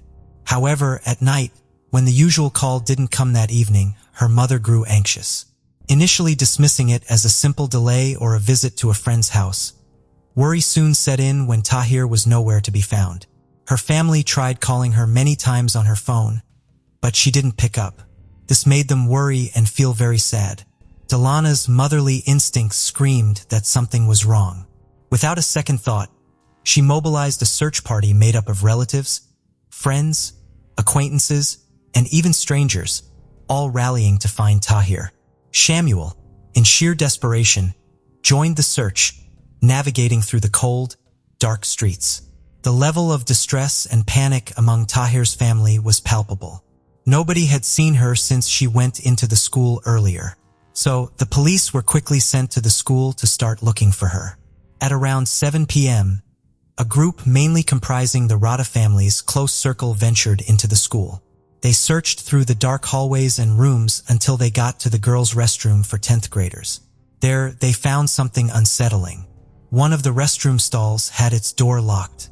They saw feet inside, but when they called out, there was a spooky silence and nobody responded.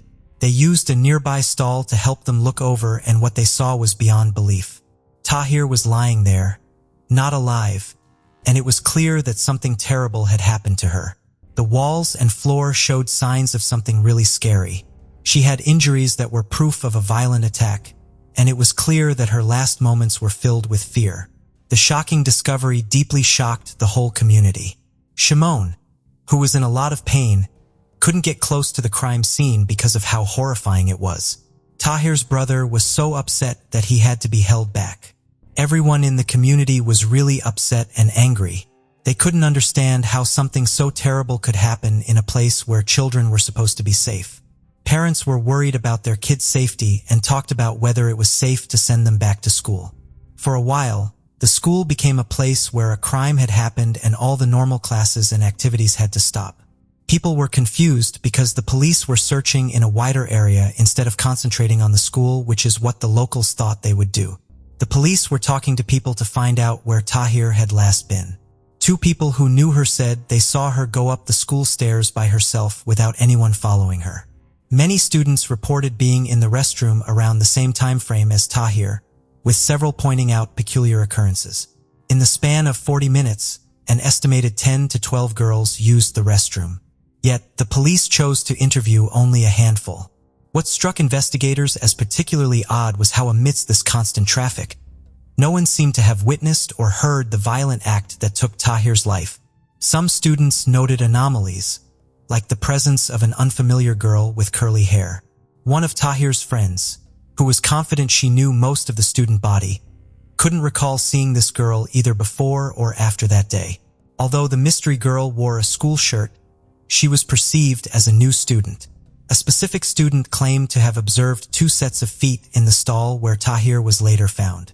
Tahir's recognizable sneakers and another pair of youth-sized all-stars. She, however, dismissed this observation, attributing a foul odor in the restroom as a reason to leave quickly. Another student, after knocking on the stall's door, was informed it was occupied. The police seemed especially interested in discerning the gender of this voice. Even though she repeatedly mentioned it was a female's voice, she felt the officers were unsatisfied with her response. With the whole community offering their help and sympathy, the Rada family was going through a very sad and difficult time, trying to understand that they had lost Tahir.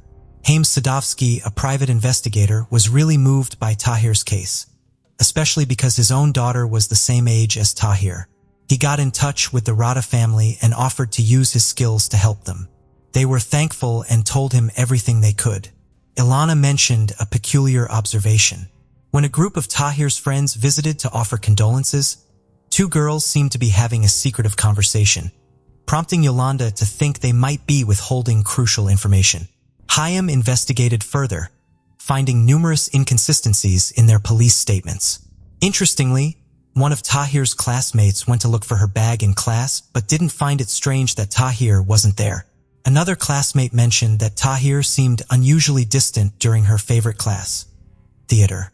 When her teacher asked what was wrong, Tahir's response was really unsettling. Because I fear death. This made a lot of people wonder if Tahir had a feeling that something bad was going to happen to her.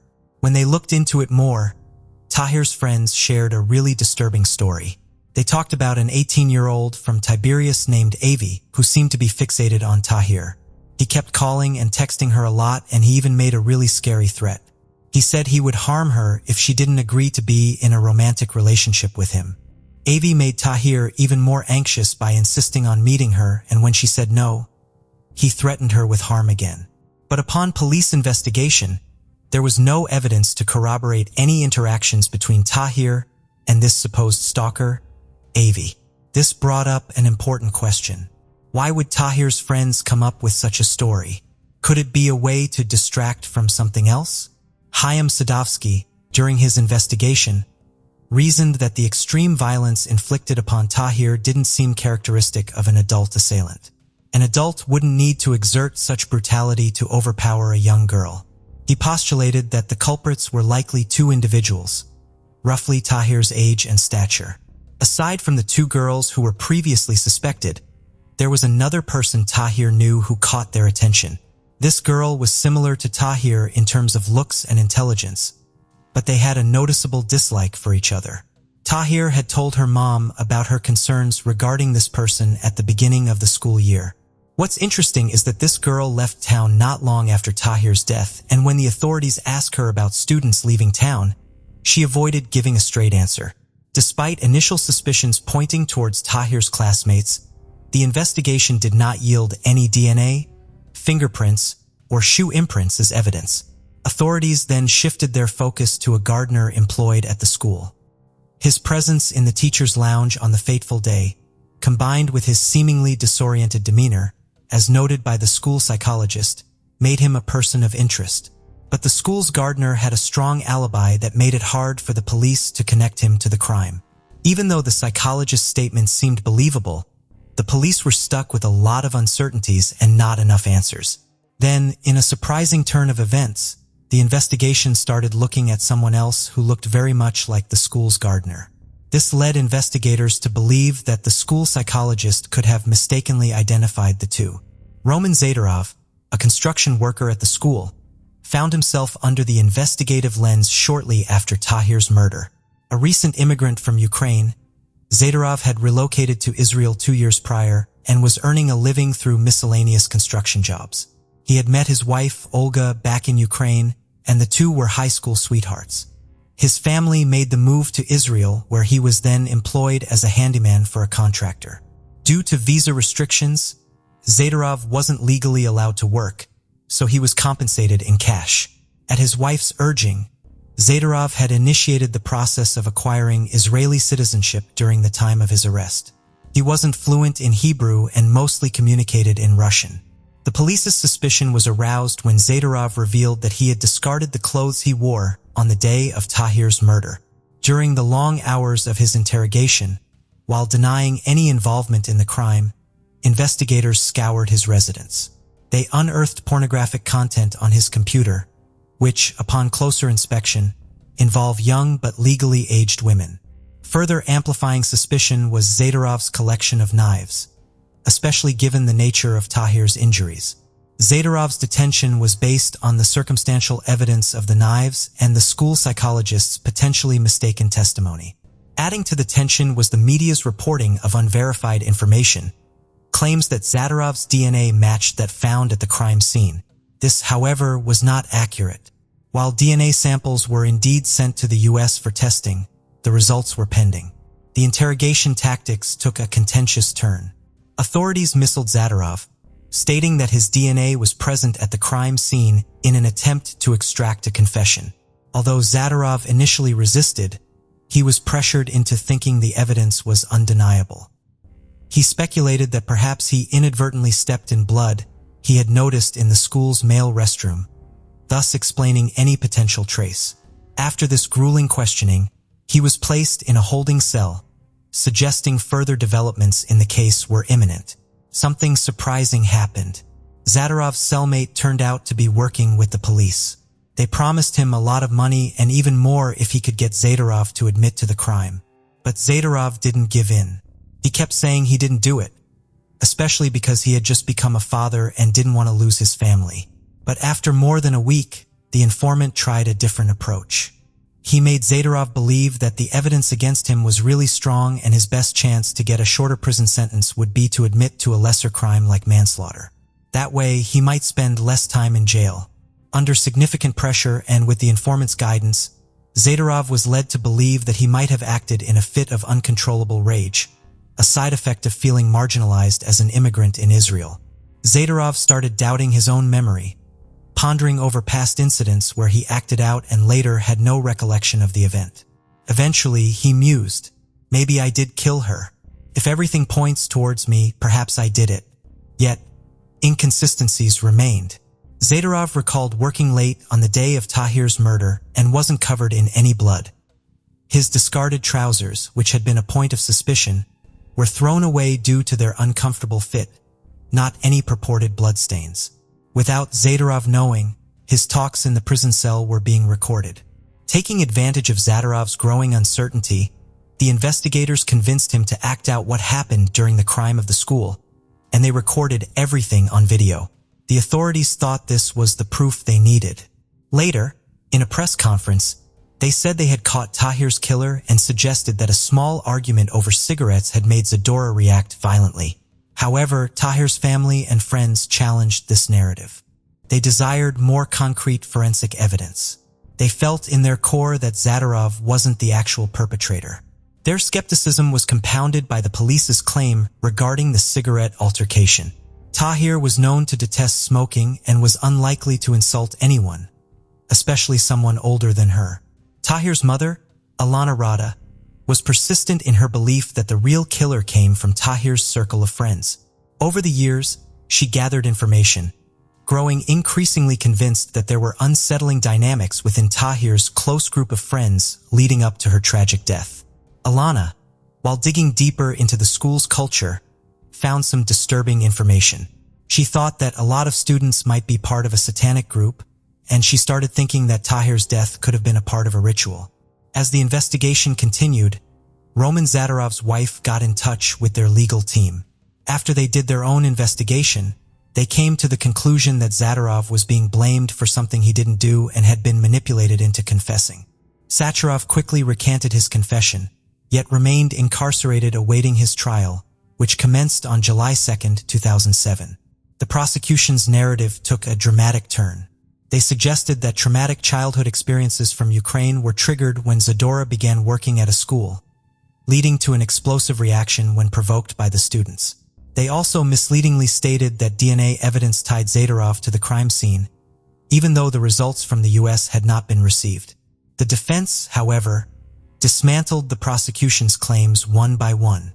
Despite the crime scene being dense with various pieces of evidence like blood, hair, and footprints, not a single trace linked Zadorov.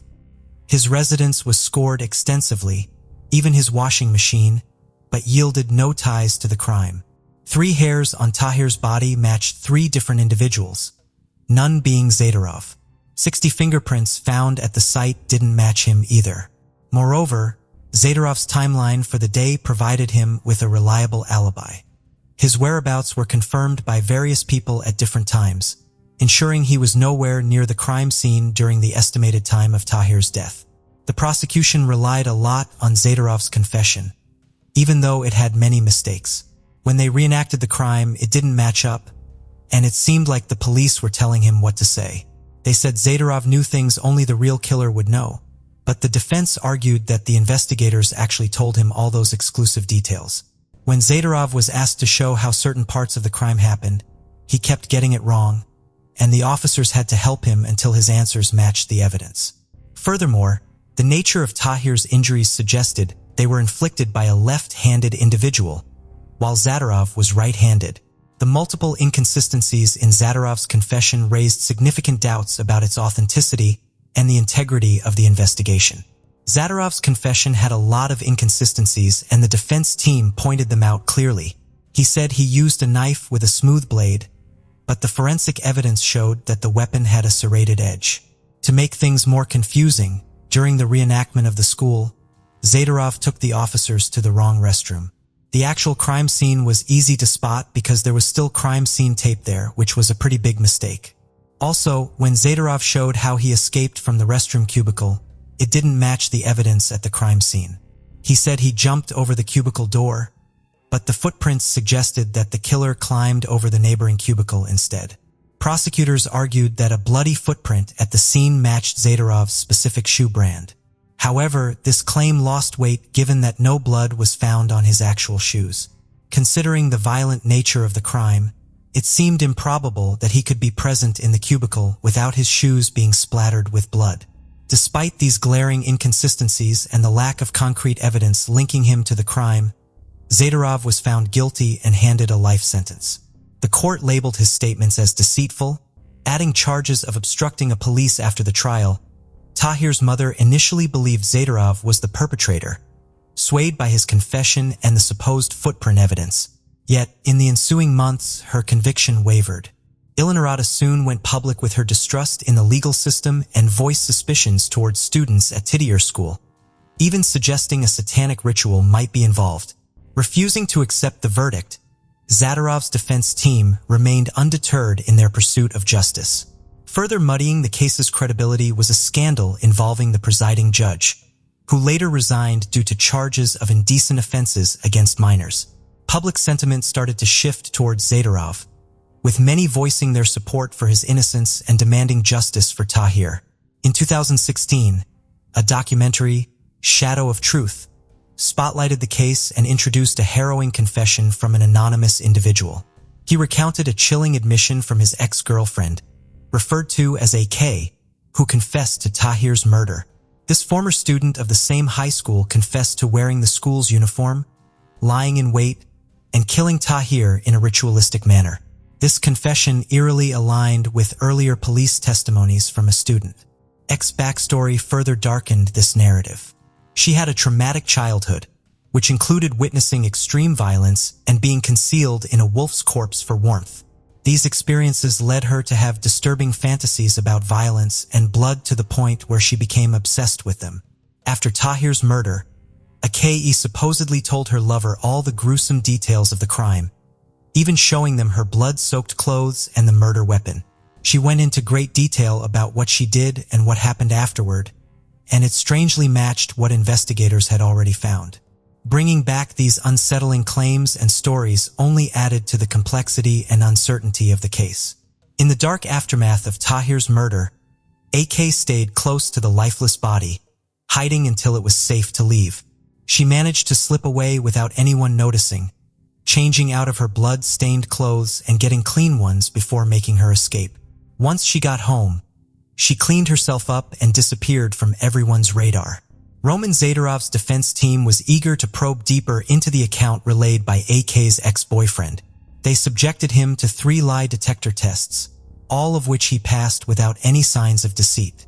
This prompted the police to arrest Aki, a striking blonde woman who vehemently denied any involvement in Tahir's killing.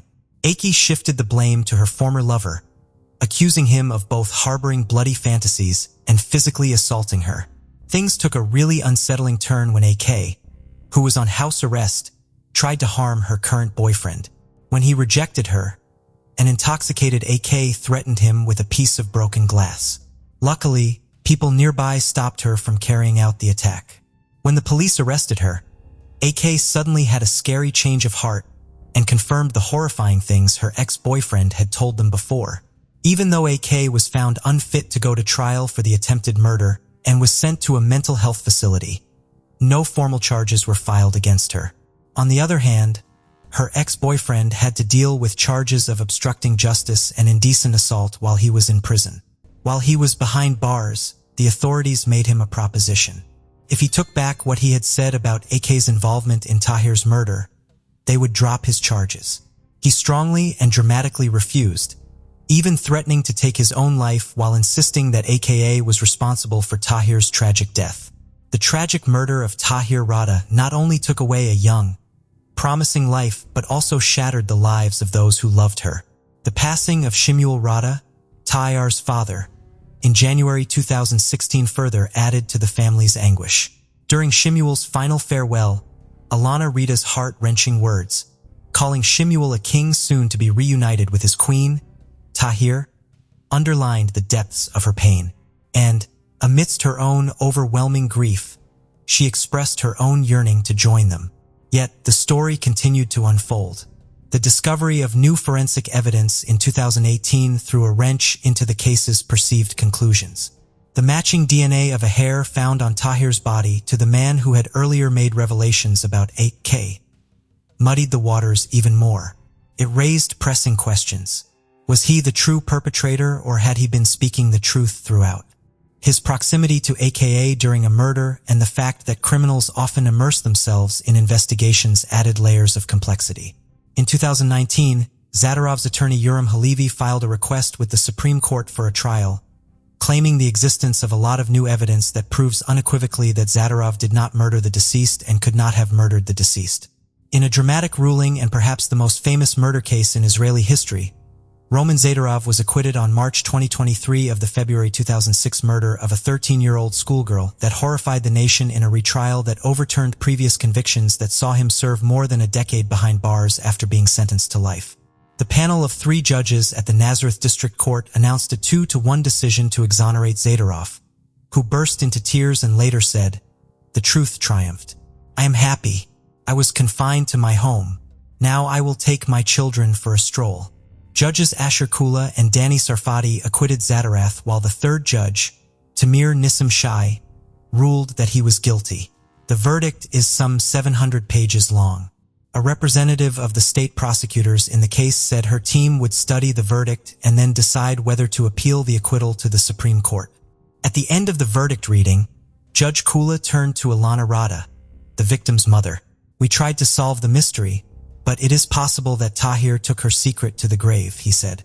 Alana Rada answered, "At last, after 16 years of lies, justice was served. The war is just beginning. This is a cover-up by the prosecution. The prosecutors of the state of Israel murdered my daughter," she added, reiterating her past accusations that the poor investigative work and alleged framing of Zadarov had been tantamount to murdering her daughter all over again. While at the moment no one has been charged for Tahir's murder, we hope it will happen in a near future. The case of Leah Souza. On June 7, 1977, the state of Ontario, Canada witnessed the birth of Leah Souza. Leah's life began with her strong and determined mother, Laura Souza, who, despite being the single parent, left no stone unturned in ensuring her daughter's well-being. For a considerable time, their world was just the two of them, journeying through life's highs and lows together. As time unfolded, Laura introduced Leah to her new baby brother, Michael. The identity of their father remains undisclosed to the public. While some believe that a father figure was missing from their lives, the addition of Michael brought a sense of completeness to their family.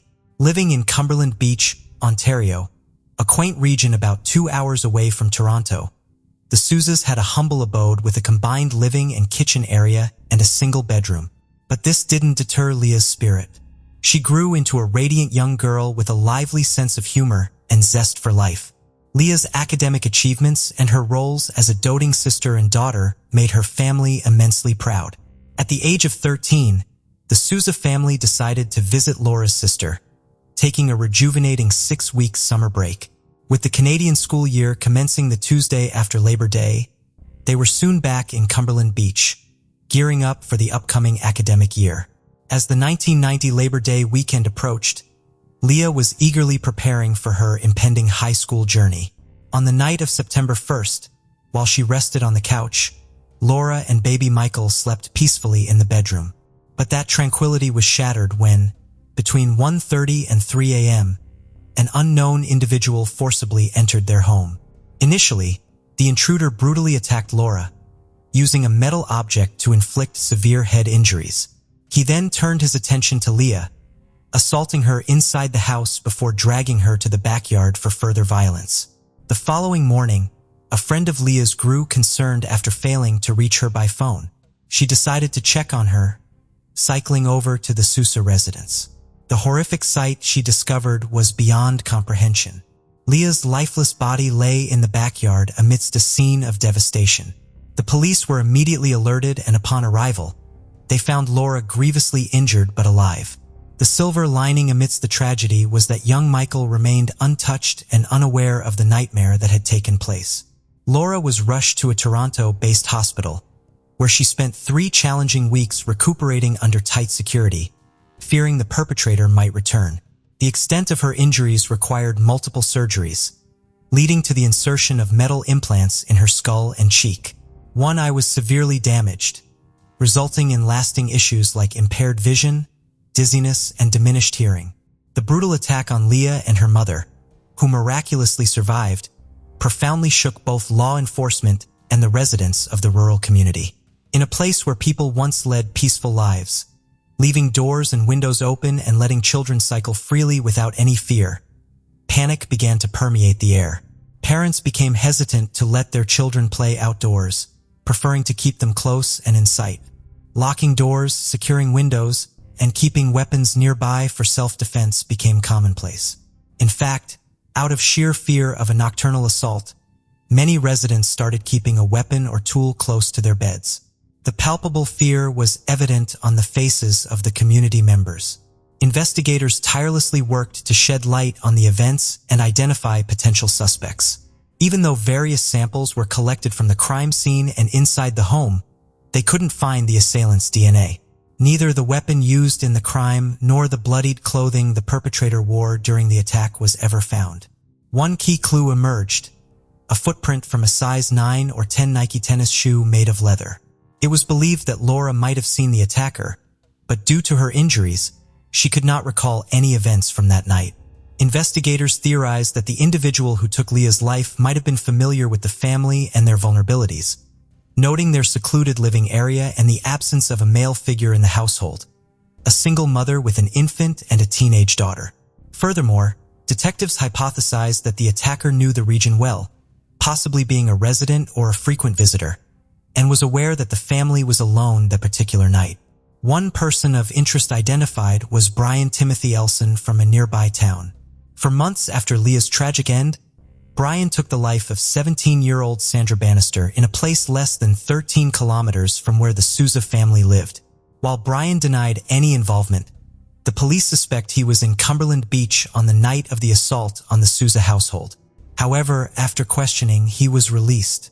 He was never charged for Leah's murder but pleaded guilty to manslaughter in Sandra's case, serving only 6 years in prison. After his release, due to concerns about his potential threat, the courts allowed the police to monitor his movements for 3 years, though this led to no further developments. As the authorities persisted in their investigations, Laura grappled with the gaps in her memory. Eager to recall the events of that fateful night, she tried various methods, including hypnosis and the controversial use of sodium pentothal, commonly known as truth serum. However, these attempts were in vain. Later, she turned to a renowned expert in brain science in Ontario. He attempted to stimulate Laura's damaged right brain hemisphere with magnetic fields to retrieve memories. Sadly, this effort also failed. He explained that human memories don't instantly solidify. Experiences take 20 to 30 minutes to permanently store in our brains. Unfortunately, during Laura's attack, this critical window was lost. He compared it to shutting down a computer without saving, suggesting that the memory might be lost forever, a heartbreaking outcome for Laura.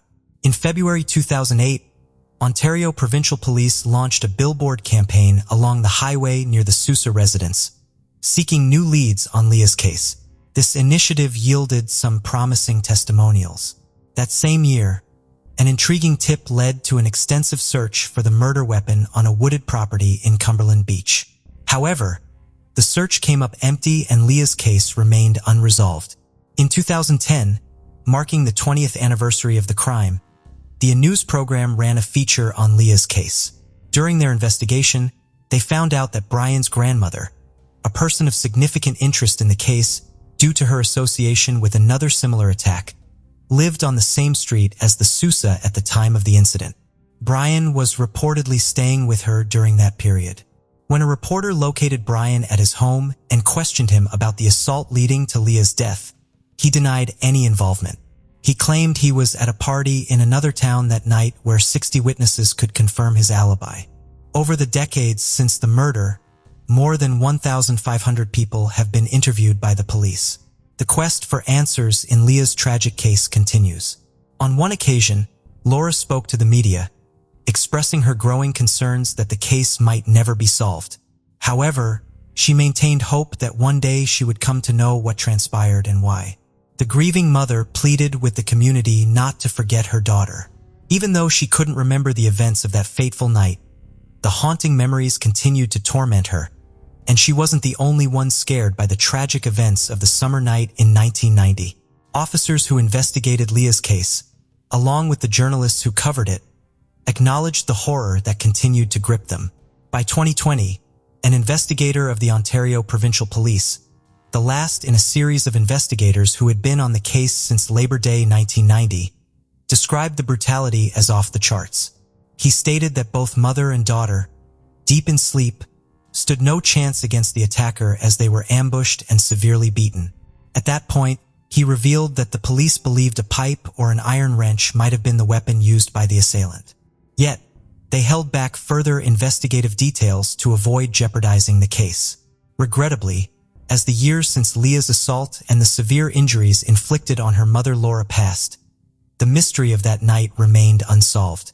More than 2 decades after the incident, the police reiterated that there were individuals who had information about the events and could potentially help solve the case.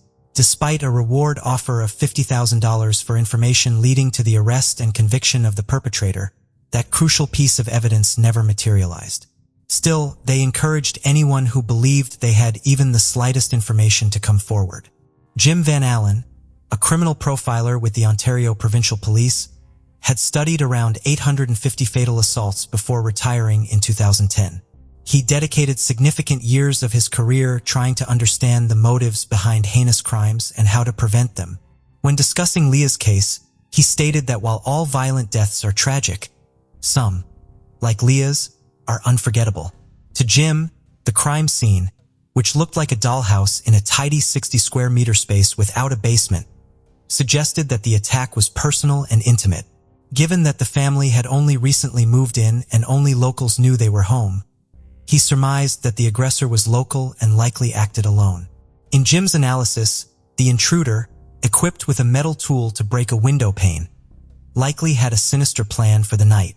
The level of violence exhibited indicated the act wasn't just a random outburst, but rather a manifestation of deep-seated sadism.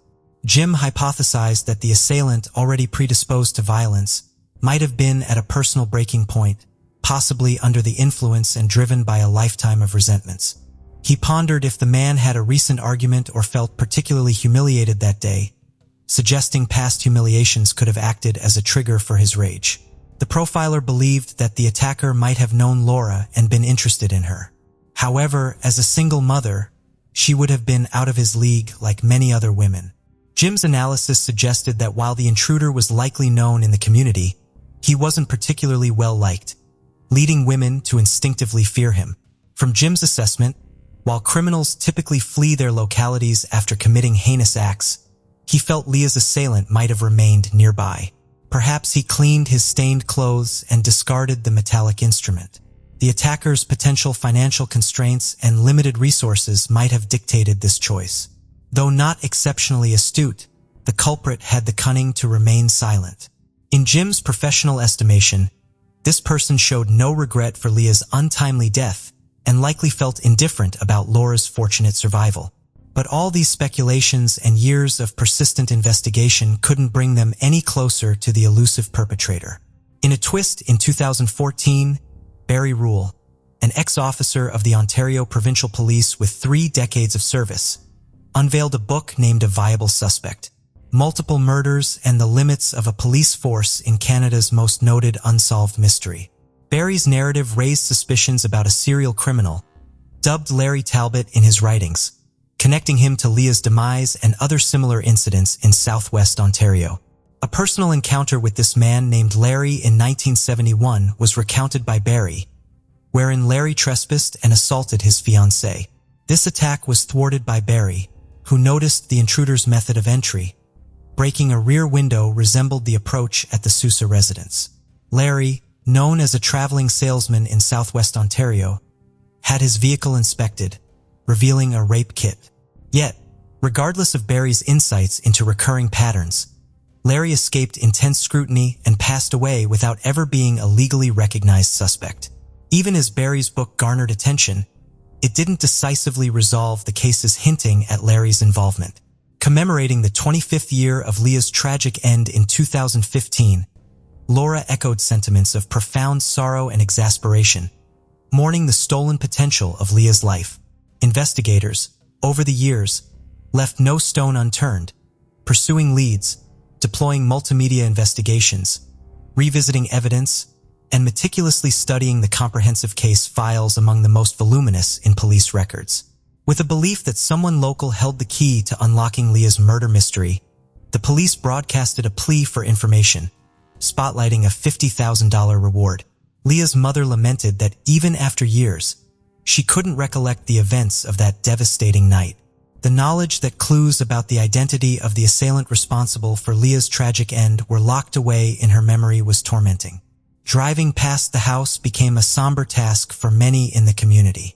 Paul Peton spoke about the profound impact this incident had on their lives. Even though he never knew Leah personally, the chilling details of her fate left him and his peers deeply shaken. Parents became overly cautious, restricting their children's outdoor activities. In a time without the rapid information spread of social media, whispers of fear propagated through the community. A new detective took over the case in 2019, and he has been diligently collaborating with experts from similar past cases. The case file, vast and complex, demanded exhaustive scrutiny to uncover any overlooked evidence.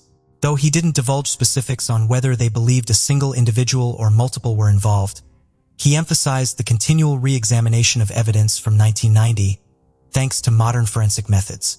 Even after over 30, the brutal demise of Leah Souza remains an unresolved mystery. The collective efforts of the community and law enforcement have yet to bring the perpetrator to justice. This harrowing case serves as a grim reminder to the community about the imperativeness of vigilance and unity.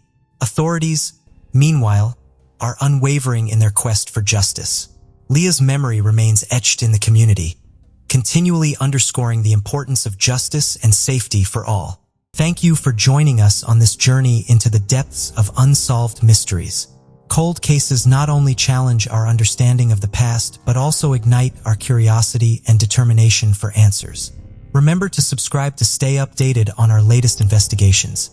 And if you have any information regarding the cases we've covered, don't hesitate to reach out.